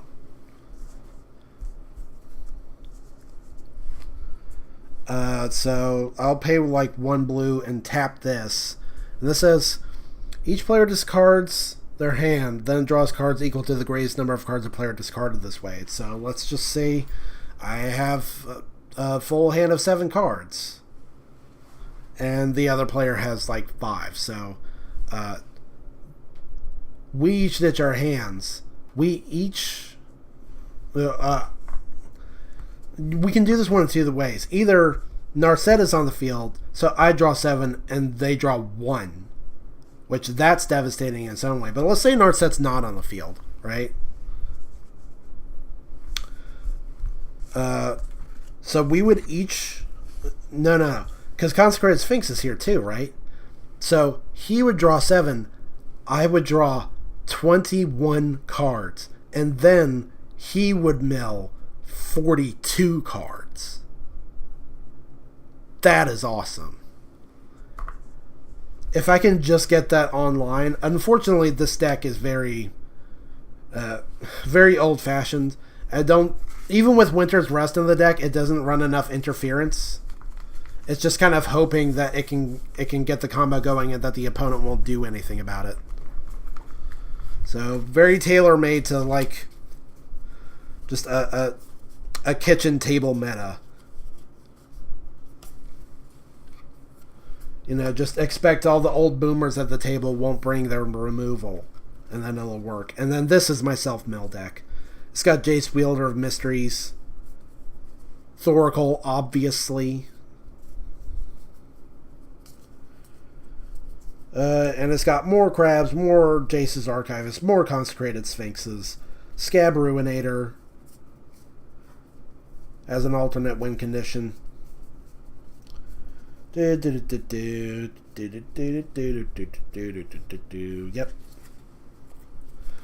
Love mill. I've loved mill ever since I myself got milled. One time that was way back. I think it was like fresh out of high school, and it's really embarrassing in hindsight because the guy was running Cathartic Adept.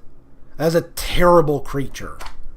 I think it's like a 1/1 for 1 blue, and it says tap, and the target player mills 1 card, and I lost to that. Like, says a lot about the quality of deck that I was running at the time that I lost to Cathartic freaking Adept.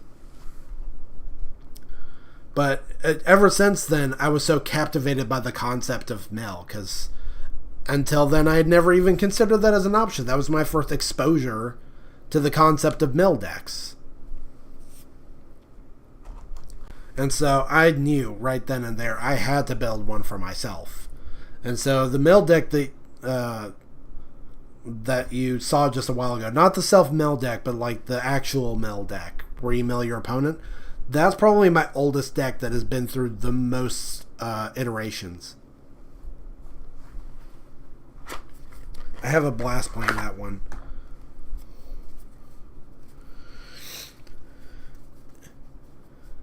And, this is another fun one. This is like the dumbest deck that I have.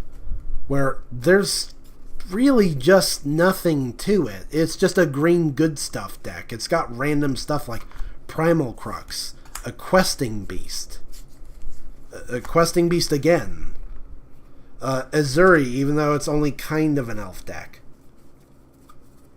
Like, it's an elf deck until it's not. Like, it's only an elf deck as much as it needs to be to ramp up to things like this. So, and it doesn't have the classic, like, what was it called? Because there's Heritage Druid, and then there's another card that goes with it that's, like, super unfair, where you just get to untap it all the time. I don't run that just because I feel like it's unfair, but I've got Gigantosaurus. Let's see, Soul of the Harvest.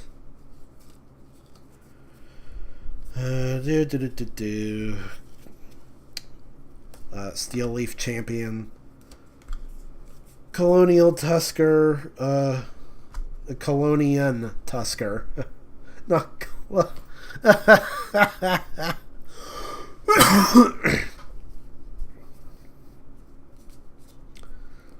Like my friend Justin from college, who like he would mispronounce things constantly. Instead of Jace's Erasure, he would say Jace's Eraser. What? What? I mean, what language is this? I think this is Japanese. Why is this in my deck? Look at that. Why? I don't remember. Now I gotta look that up because I don't remember what it is or how it works anymore. Circle of Dreams Druid. Imperious Perfect.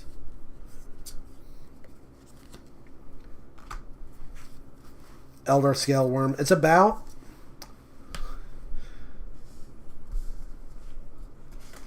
Whoops. It's about being an elf deck and then ramping up to non-elf win conditions. So, like, Azuri Renegade Leader is fun and all.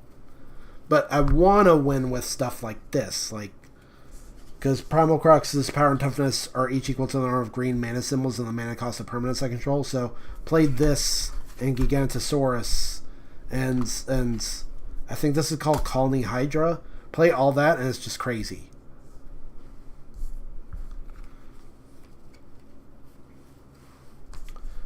Elder Scale Worm, you know, not a great creature, but I'll always run it just because my dad gets pissed off about it. Like when I would play with my dad and I play Elder Scale Worm, he just acts like it's the most impossible thing ever.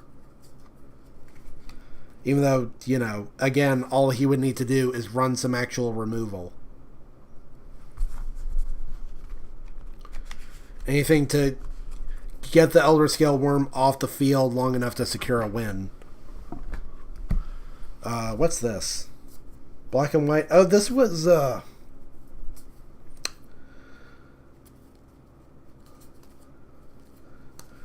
this is a draft deck that I then souped up to be like a proper deck. Because we were playing, what was it called? Dominaria United. And, me and some of my friends, we just had our own little bracket that we did. Our own little draft bracket. And so I went ahead and souped it up with stuff like Archon of Cruelty. And so it's got a lot of Surveil. It's got a lot of, like, Reanimation. Let's see. Nope, nope, nope, nope. Why did I do that? I put the deck under the cable for the mic so it's making horrible mic sounds. But I think that's it. That's your introduction to the kind of decks that I like to play. And these have been in my little bag for a long time.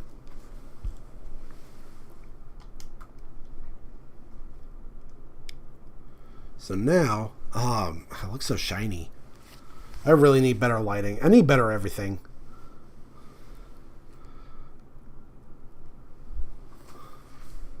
Like, this camera is whack. Camera's whack, mic is whack.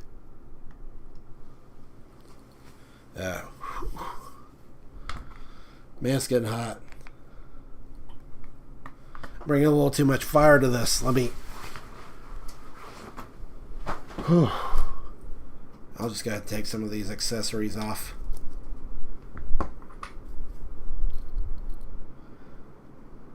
Because it's about to get even more intense.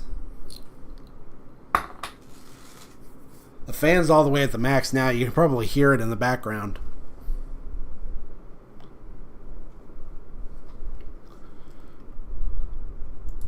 But here it is. This is the feature presentation. And I'm not going to watch the whole thing because it's mostly just, you know, these nerds running their mouths. But they announced some stuff. They announced Tarkir Dragonstorm, which Sorry, don't really care about. Obviously, they are trying to wow people with the announcement of a new Mox Jasper, where it only works if you control a dragon with, like, hey, by the way, let me go ahead and fish this little chestnut out. Dude. Is it Tormented Soul? No, there's another card. There's another card like Tormented Soul, but it has Changeling, and it only costs 1 mana. So naturally, that's what people are going to do. They're going to look for cheap cards with Changeling, and then run that with Mox Jasper, so that they don't actually have to play dragons to have this new Mox. It doesn't even say that you can only spend the mana on dragon spells. It's just activate only if you control a dragon. Which, pretty loose, all things considered. More Tarkir, more stuff I don't care about. We have Siege Rhino at home. Oh my gosh, that looks hideous. I hate that. What's with the Mardi Gras colors? That looks weird. Some stuff looks cool. Like, again,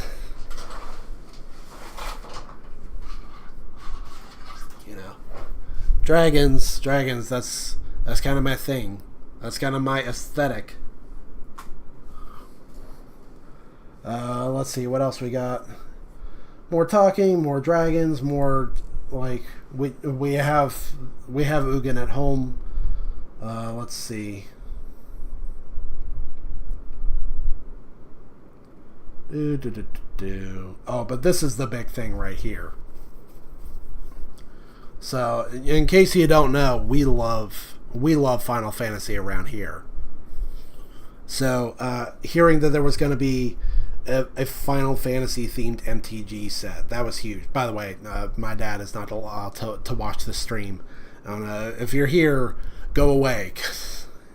You're not supposed to know about this. This is supposed to be a surprise for him. He didn't know anything about this. I've got an idea for a video plan later where I just pass him this like a commander deck face down, and then he just plays it and he doesn't know what it is until the cards are right in front of him. Because not only was he the guy who taught me how to play Magic the Gathering, he's also the guy who introduced me to Final Fantasy.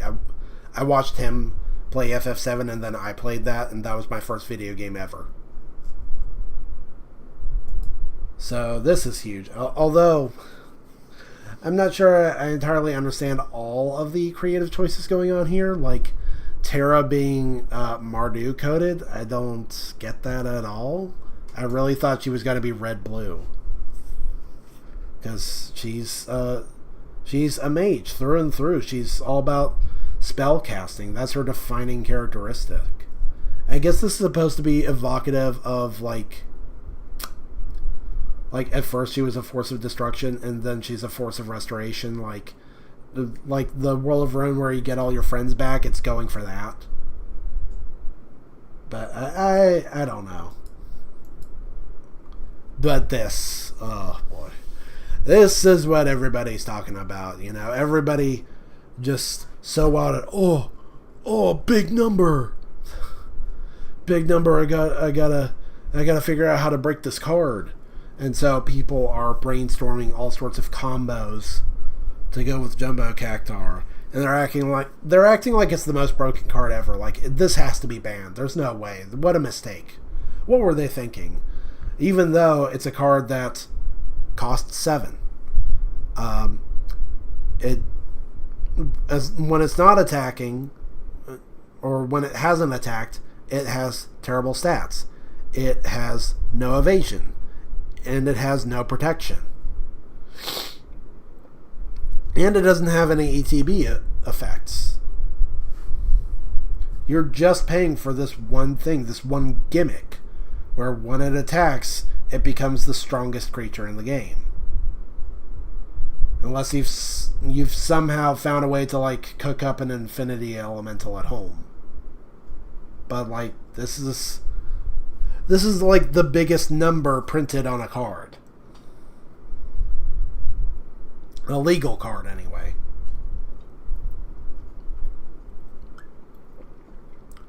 and so people are just smitten by that. They're giddy. They're taken away by this very obvious gimmick, and they're ignoring everything else about it and pretending like it's broken and trying to combo off with it, when really I don't think this card is going to have nearly the impact people are hoping it will. It's just going to be a big meme. That's all.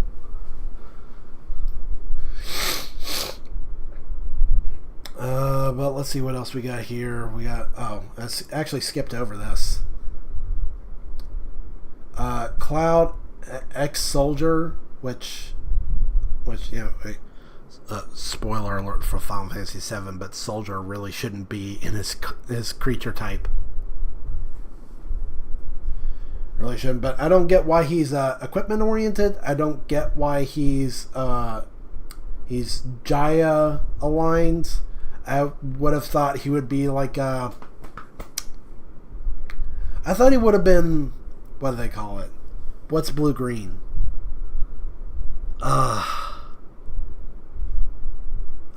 Simic. I thought he would have been Simic coded, because he's not technically all human. He's actually like a mutant. Like he's been spliced. So I don't know about that. I'm not sure about like Tidus being Bant coded. Like white, blue, I get. Green? Green? Why is he green? Why?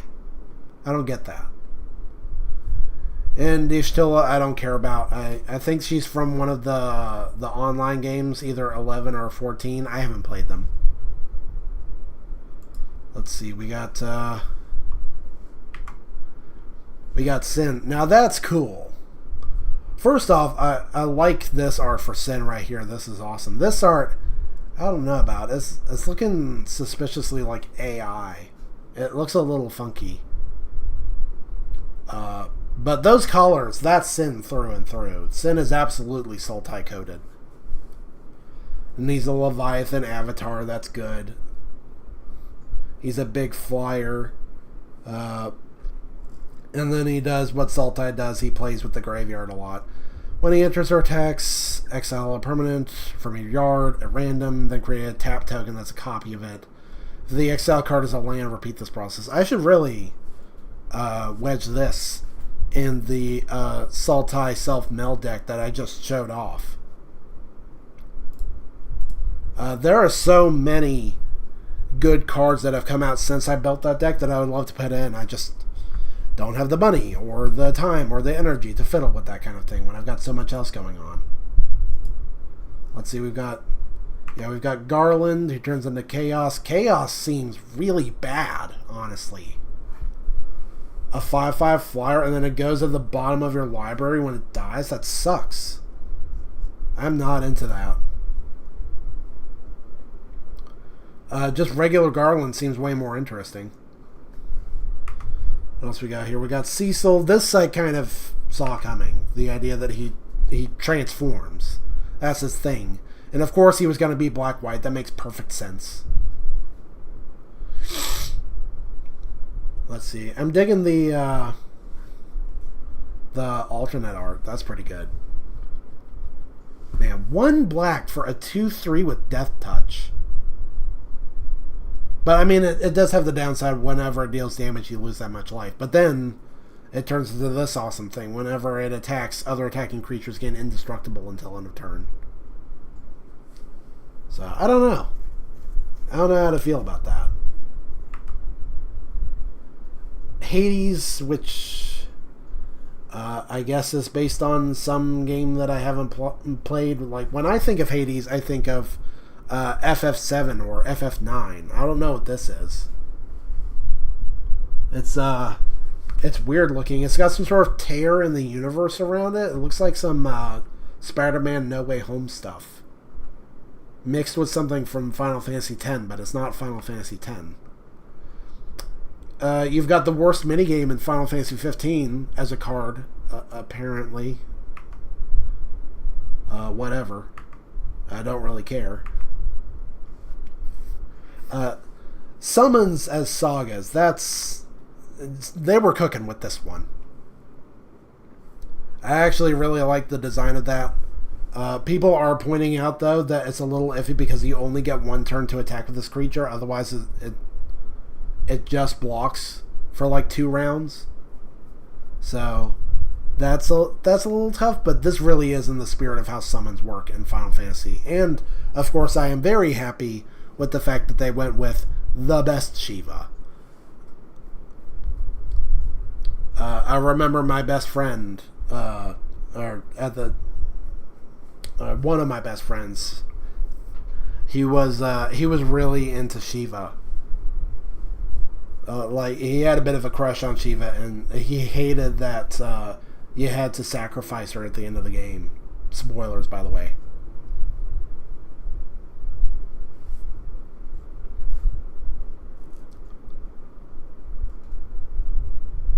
Let's see. We've got alternate names. So a reprinting of Ancient Copper Dragon that uses some cool like Yoshitaka Amano artwork. Not sure what's going on with this Yuffie card. That looks terrible. Why is it just a generic gray? Like, just to go back to what Cecil looked like in his alternate art. Would it not have made sense to just make it like a nice matching color and then have the name of the game looming in the background like this, like it says 4 back here? Why can't it have like what is this? This is nothing. Like, even if you wanted to go low effort, like there are ways to do low effort better than that. And I don't even know who this guy is. I don't remember him. I think he's another online character. But, like, even if you wanted to do a low effort, just do this. That would have been so simple. Or just, I don't know, like, have the logo of the game in the background. Like, it's cool seeing them use the old artwork, but the background is literally nothing. It's just a single shade of gray, like greenish gray.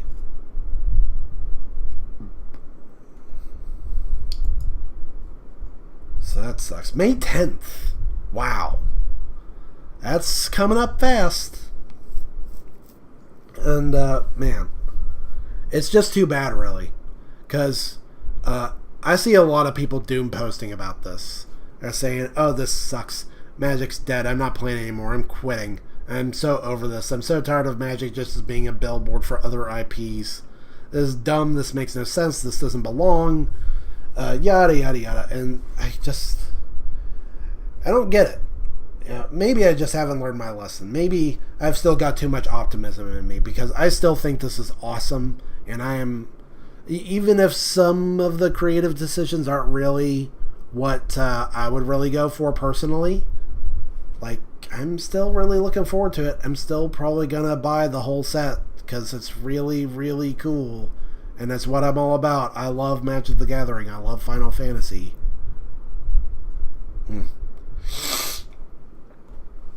I am of the opinion that if they had announced something like this way back in 2020 or even 2019, you know, around the time when Universes Beyond was new, and I gotta turn this fan down because it's making the curtains go nuts, and the lighting is going nuts. If they had announced this way back when Universes Beyond was new, people would have gone nuts for it. But with the state it's in now, it's just that they shot themselves in the foot with this one, because they've already diluted the product with stuff like Doctor Who and Jurassic Park and Transformers, and Jurassic Park and Transformers, granted, those have a little bit more leeway because Jurassic Park was like an accessory to a set that already had dinosaurs in it. You know, Transformers is Hasbro, and it does kind of have a mystical aspect to it. And it was also in a set that just had a lot of artifact creatures. But like Doctor Who or Warhammer 40k, things that do not belong at all. Fallout. What is Fallout doing in Magic the Gathering? It's the brand has been diluted so much that now people are no longer open to genuinely good ideas like this. They automatically dismiss it because they just think, oh, it's just another Universes Beyond products. It's nothing special. Get out of here. And it's a shame.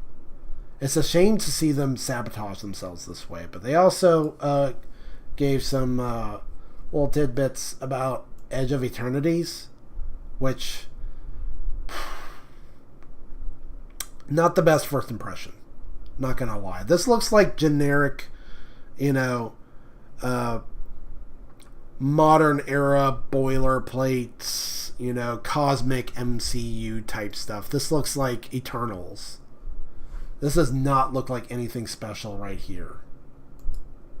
This looks really bad. For like their big epic space opera, like MCU has been serving up this exact aesthetic to a sickening degree for the past like 5 years. And I'm kind of over it. But then see, now you've got my attention. Oh, you've got like cool looking space goblins. Like, this looks pretty neat.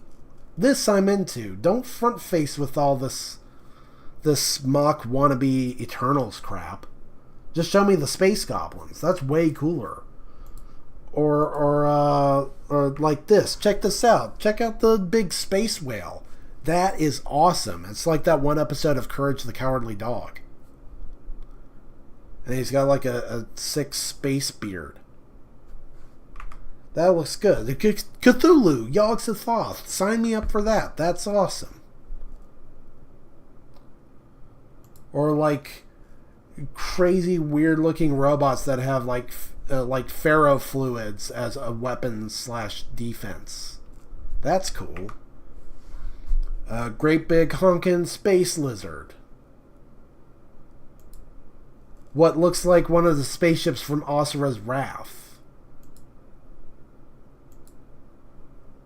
Or this thing. It says what it is. It's like Uthos Titanic God Core. Apparently this is a creature.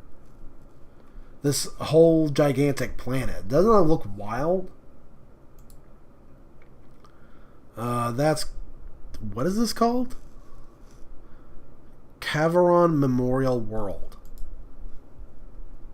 That's cool looking. I don't know what that is. But man, they've got... Look at that! Look at that Tree of Might stuff. The trees going all the way up into the freaking exosphere. There is some really cool stuff going on. I'm just not sure that the first thing they should have shown is like 3 or 4 slides of just, again, dumb generic space crap. I'm receptive to the idea of the space opera stuff, but you've got to present it in a more appetizing way.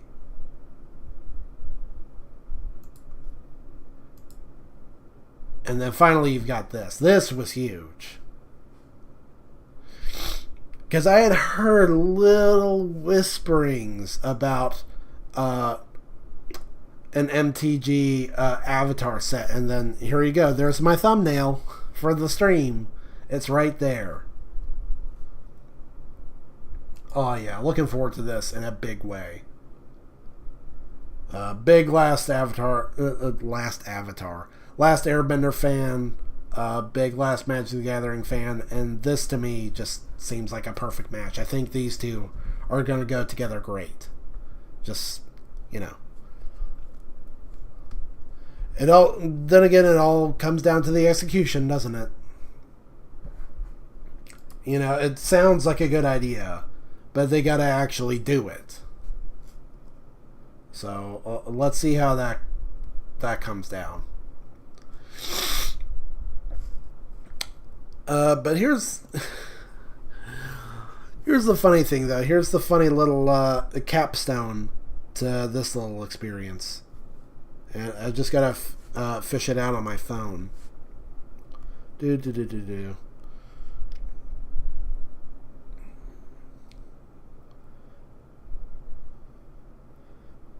So yeah, this was the funny part. I was already making well, it's a little hard to see. And let me turn down the brightness. Is that better? Yeah.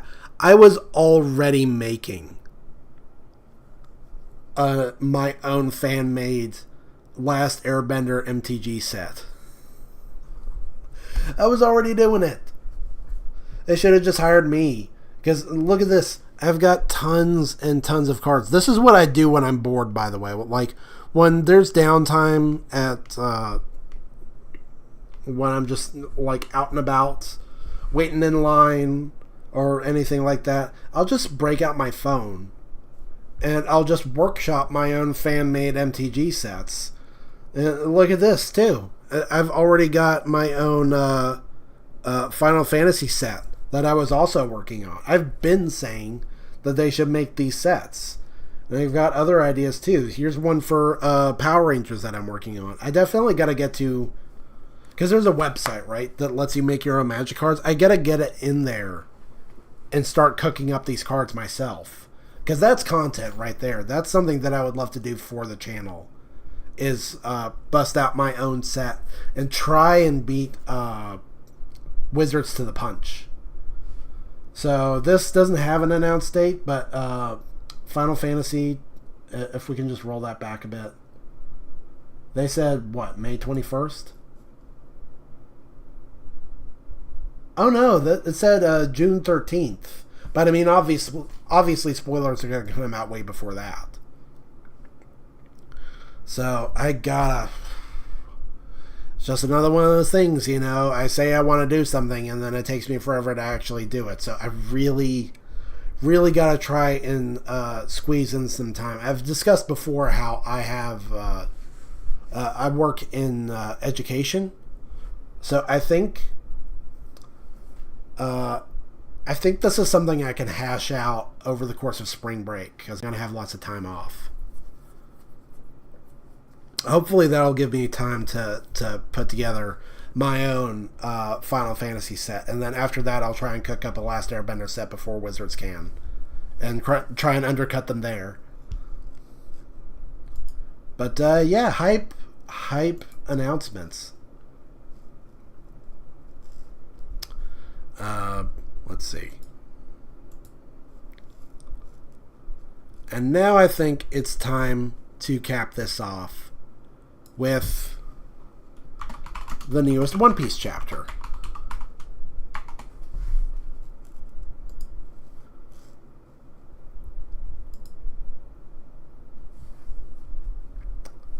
And unfortunately, I did get spoiled somewhat, just like a little bit, on the contents of this, but let's check it out. Scoper Gabon, you know, they're trying to push this Gabon spelling on us, but I mean, it's too late at this point. I'm too used to calling him Scoper Gabon. It's just what it is now. Let me go ahead and scoot the mic over. I constantly worry about whether or not I'm loud enough, but let's see. That's what you get for kicking puppies, Ulti. Can't say you didn't earn this. I'll beat you to hell if you lay a finger on Payton. Author comment pending. Okay. I can't tell if that's a joke or not. The Pirate King's left hand in the flesh. Why would we fight you over the key, old-timer? Just give it here. Surya, what are you doing? What? Don't think you can take it? Why, you, Luffy. Did you know my father's human too? He used to be a pirate, and he didn't fear anyone, not even the warriors of Elbaf. Ooh, he's a fast boy. Even Luffy, when he can see the future. When he can, like, see the near future. Like, what, he can see a few seconds ahead? He can't do it. He can't lay a hand on him. Come on, old man. The sooner we get back to Loki, the sooner we get back to the feast. Then hurry and take it. Just watch me. Man, he's fast. Oof. Yeah, big oof. Surya.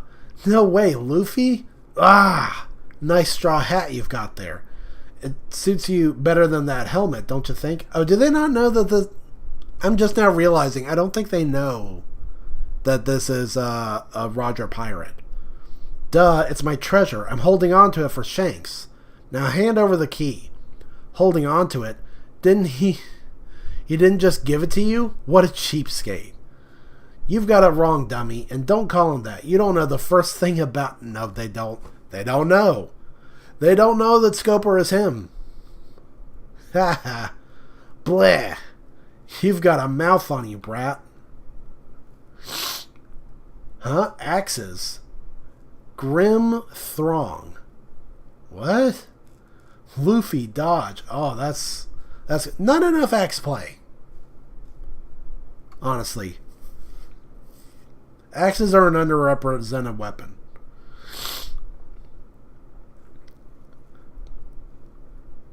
Let's see, they're screwing up the castle. He's got a fine crew. Let's go. What is going on with Luffy? Does he have horns growing out of his head all of a sudden?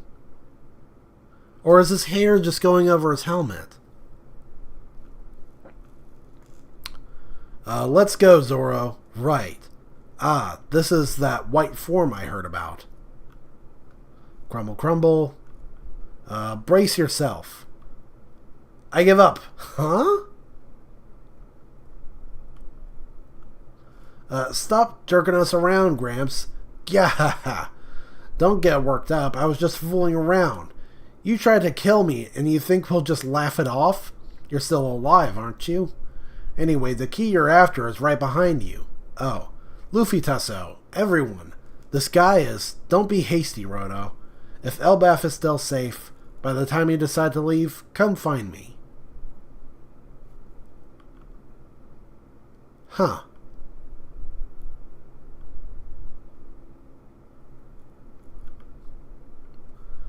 Why would I? I never want to see you again. That's right, you moron. Thanks for the key, but there's no way we're gonna seek you out anytime soon. Honestly, Shanks, you really think I'd trust him that easily? Ha, fair enough. Do as you please, Gabon. Miss. Looky out there, huh? What's all the hubbub? It's a birdie. All that excitement over a bird? It's a really, really weird one. Where is it? Realm of the Sun. Oh boy. There's a school here. How perfect. Realm of the Sun. I don't remember the layout of Elbaf. It's been too long. I'll summon them. Very well. What is this summoning power? Wait, I really need to learn more about it. Who can use it? Because the first time it showed up, I thought that was just a Saturn thing. Only Saturn could use the summoning.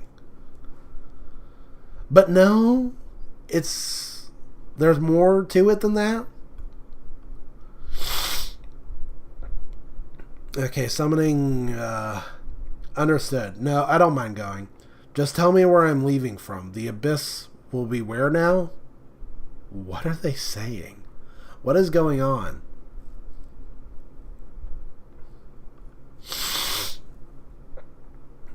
Oh boy. Oh boy.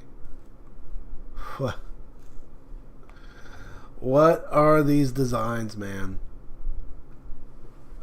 We've got Sengoku at home. This guy, what is up? It's fine, but we'll have some time before, right? You know, to get dressed and stuff. Can't I at least have an hour? Also, what is the current situation? I'm talking about the provisions. What else? It won't do for us gods to starve, right? Hello? What's with this thing? Is it a telepathic signal? Or is it the telepathic signal? He acts like he does not realize that he's been summoned. God's Knight, House Shepherd. House Shepherd. So is he a relative of Jupiter?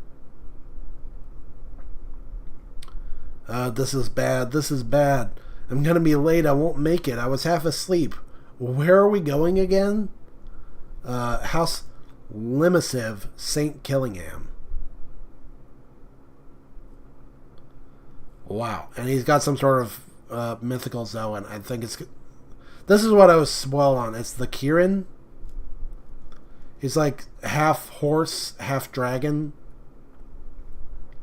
Or in this case, he's one part dragon, one part horse, one part man. Gunko, what are you doing in my manor? Huh? Shamrock's here too? What? We're in Elbaf? The summoning brought my couch too? Big surprise. So this is the land of giants, huh? Everything's huge. I only wanted one person. Why are there two? It's because you're meant to go home, Captain. I am? It's an order from above. So that's what it is. Oh, this guy? He does kind of look like Jupiter. I suppose the situation in the Holy Land has gotten dire recently. Everything started to spiral downhill after the reverie started. It'd be best for you to hurry back there, Shamrock. Anyway, why don't you brief us on the current mission? What are we doing in a non-member nation like this?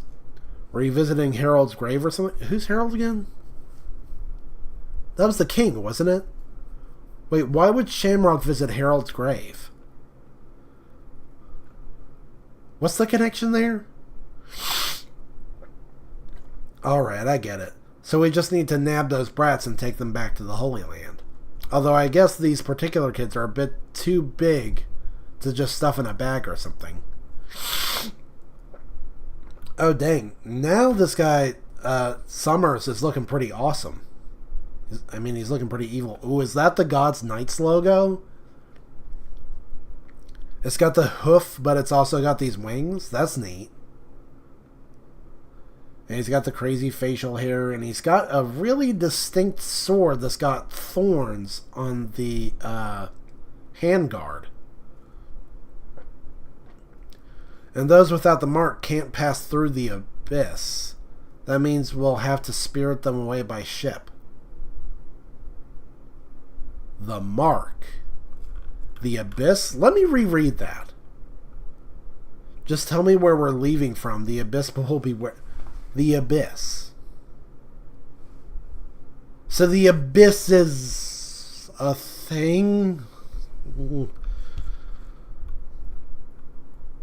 I guess it's the thing that connects all these portals. But it only affects people with the mark.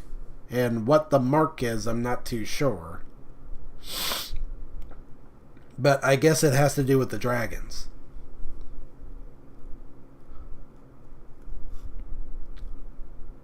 So there's some sort of pass to this teleportation thing. You gotta have a pass. That's a mark. Okay. Do people with the mark also have the power to, like, control the teleportation? Is that what that is?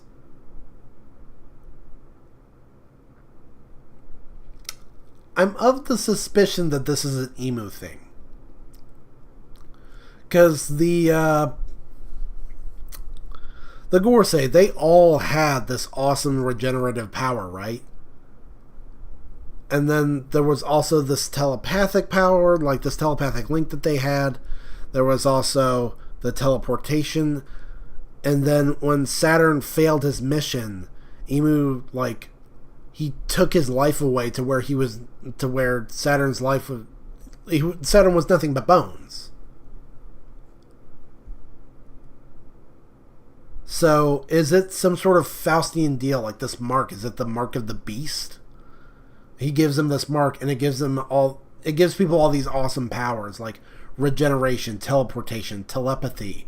But then when Emu decides that he's done with them, he can just take their life.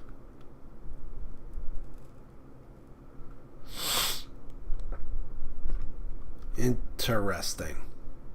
Spare them one by ship. Ingrate. With our powers, with our combined powers, we could make a game out of this. What kind of plan is he concocting? And that's the end of the chapter. Already. That felt super duper short. What? What? It's already over? That felt like the shortest chapter ever. I can't. But I mean, I'm scrolling through it, and like, it was of average length. I guess it's just you speed through it when there's like a lot of action and very simple dialogue. It's a lot of these just panels with no dialogue or very little dialogue.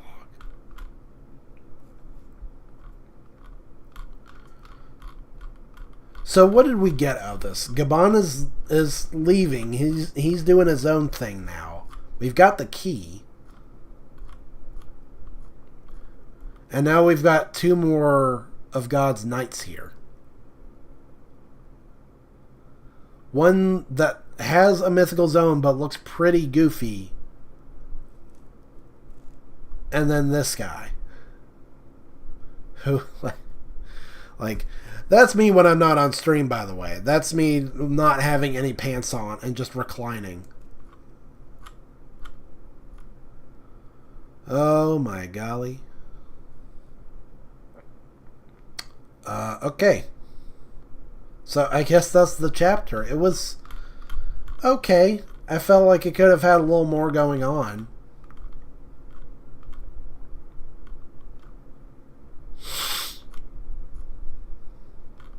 But I guess Gabon just wanted to meet the Straw Hat Pirates to decide if he could trust them or not.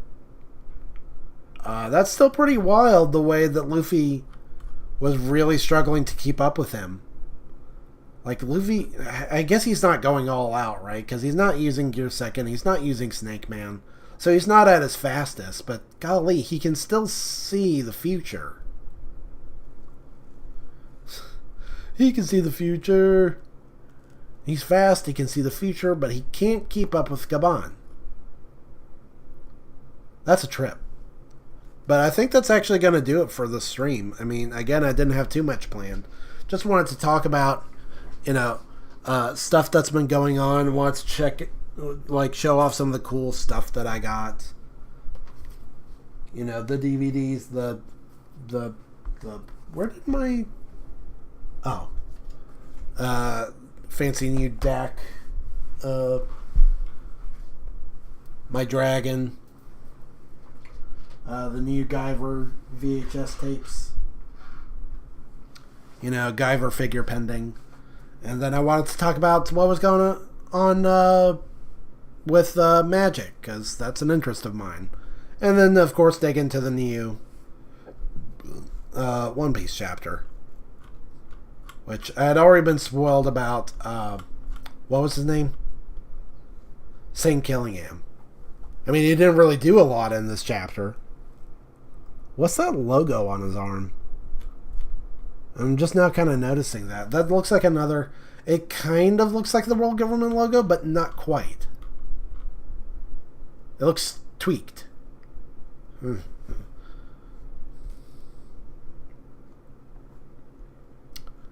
But, okay.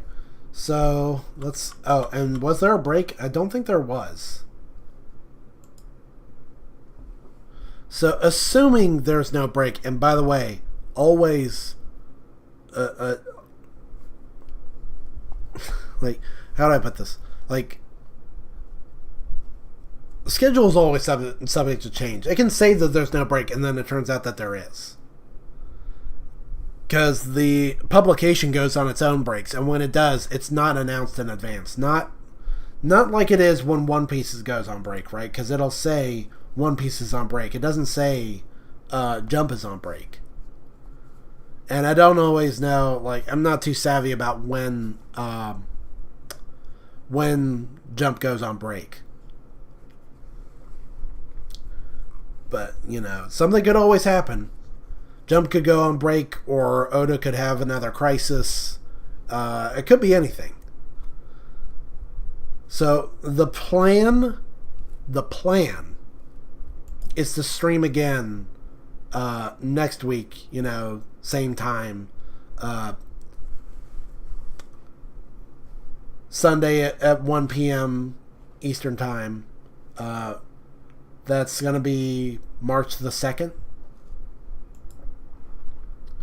And so we'll have another One Piece chapter, and I'll brainstorm something else for us to do. And in the meantime, I've always got plans, right? I've got lots of things on my plate, but I don't always have the time or the means or the energy to actually do them. So I've got a lot of plans. I've got to try and get my PC in a state where like all my files are backed up, so that I'm ready to install Windows 11 and put in the new hard drive and everything, so that I can finally get DirectX working and I can start streaming more games. I've also got to really look more into perfecting how I promote the channel, looking more into how to stream on Twitch, because I haven't learned how to do that yet at all. And then, I've got plans for, like I said, that more Magic the Gathering content. I want to make my own fan-made sets and do that kind of stuff on stream and make videos about it and all that. And I've still got those stamps up in my closet. Like, I was going to do another painting stream that involves all those little stamps. Still got to experiment with those and see how that stream is going to go. That'd be fun. Because this is an idea for some paintings that's been kicking around in my head for a long time. And, let's see, just, lots and lots of ideas. So, until then, as always, if you could like this video, it would be really appreciated. A subscription even more so. And feel free to leave comments about what you thought about the newest chapter of One Piece, or what direction Magic the Gathering is going in. Approve, disapprove. Are there any sets that you're looking forward to, or sets that you wish they would do? I mean, again, I'm always telling people they should really do a Power Rangers set. Wizards is Hasbro, Power Rangers is Hasbro. They've both got Magic. If it's good enough for My Little Pony, if it's good enough for Transformers, it's good enough for Power Rangers, right? But you can tell me what you think about my decks. You can tell me how crappy they are, or how I'm a sick piece of crap for playing Mill, because Mill is just horrible. It's the work of pure evil. A lot of people get really salty about Mill, even when it loses. Even when they win, they still feel salty about what they had to go through to get that win. Which is funny to me. And you can tell me about your opinion on Guyver. I gotta check up on that. I'm trying to keep tabs on that fan-made movie that's supposed to be coming out soon. Guyver Midnight. Because that's definitely gonna be another stream in the making. Or, you know what? Another thing you can do, you can comment and give me other ideas for how to decorate, how to nerd this place up, and crank out more decorations. But hey, before that, one last very important unboxing. My Girl Scout cookies. Finally got some. Get ready for very loud, unpleasant unwrapping noises. Right next to the microphone.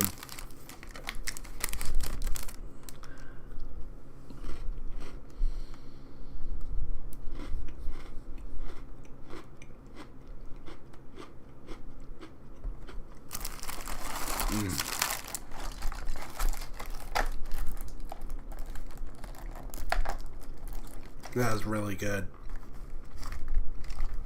Tagalongs are my absolute favorite. I mean, they're actually the only cookie that I get from the Girl Scouts. All chocolatey and peanut buttery and crunchy. They're really good this year, by the way.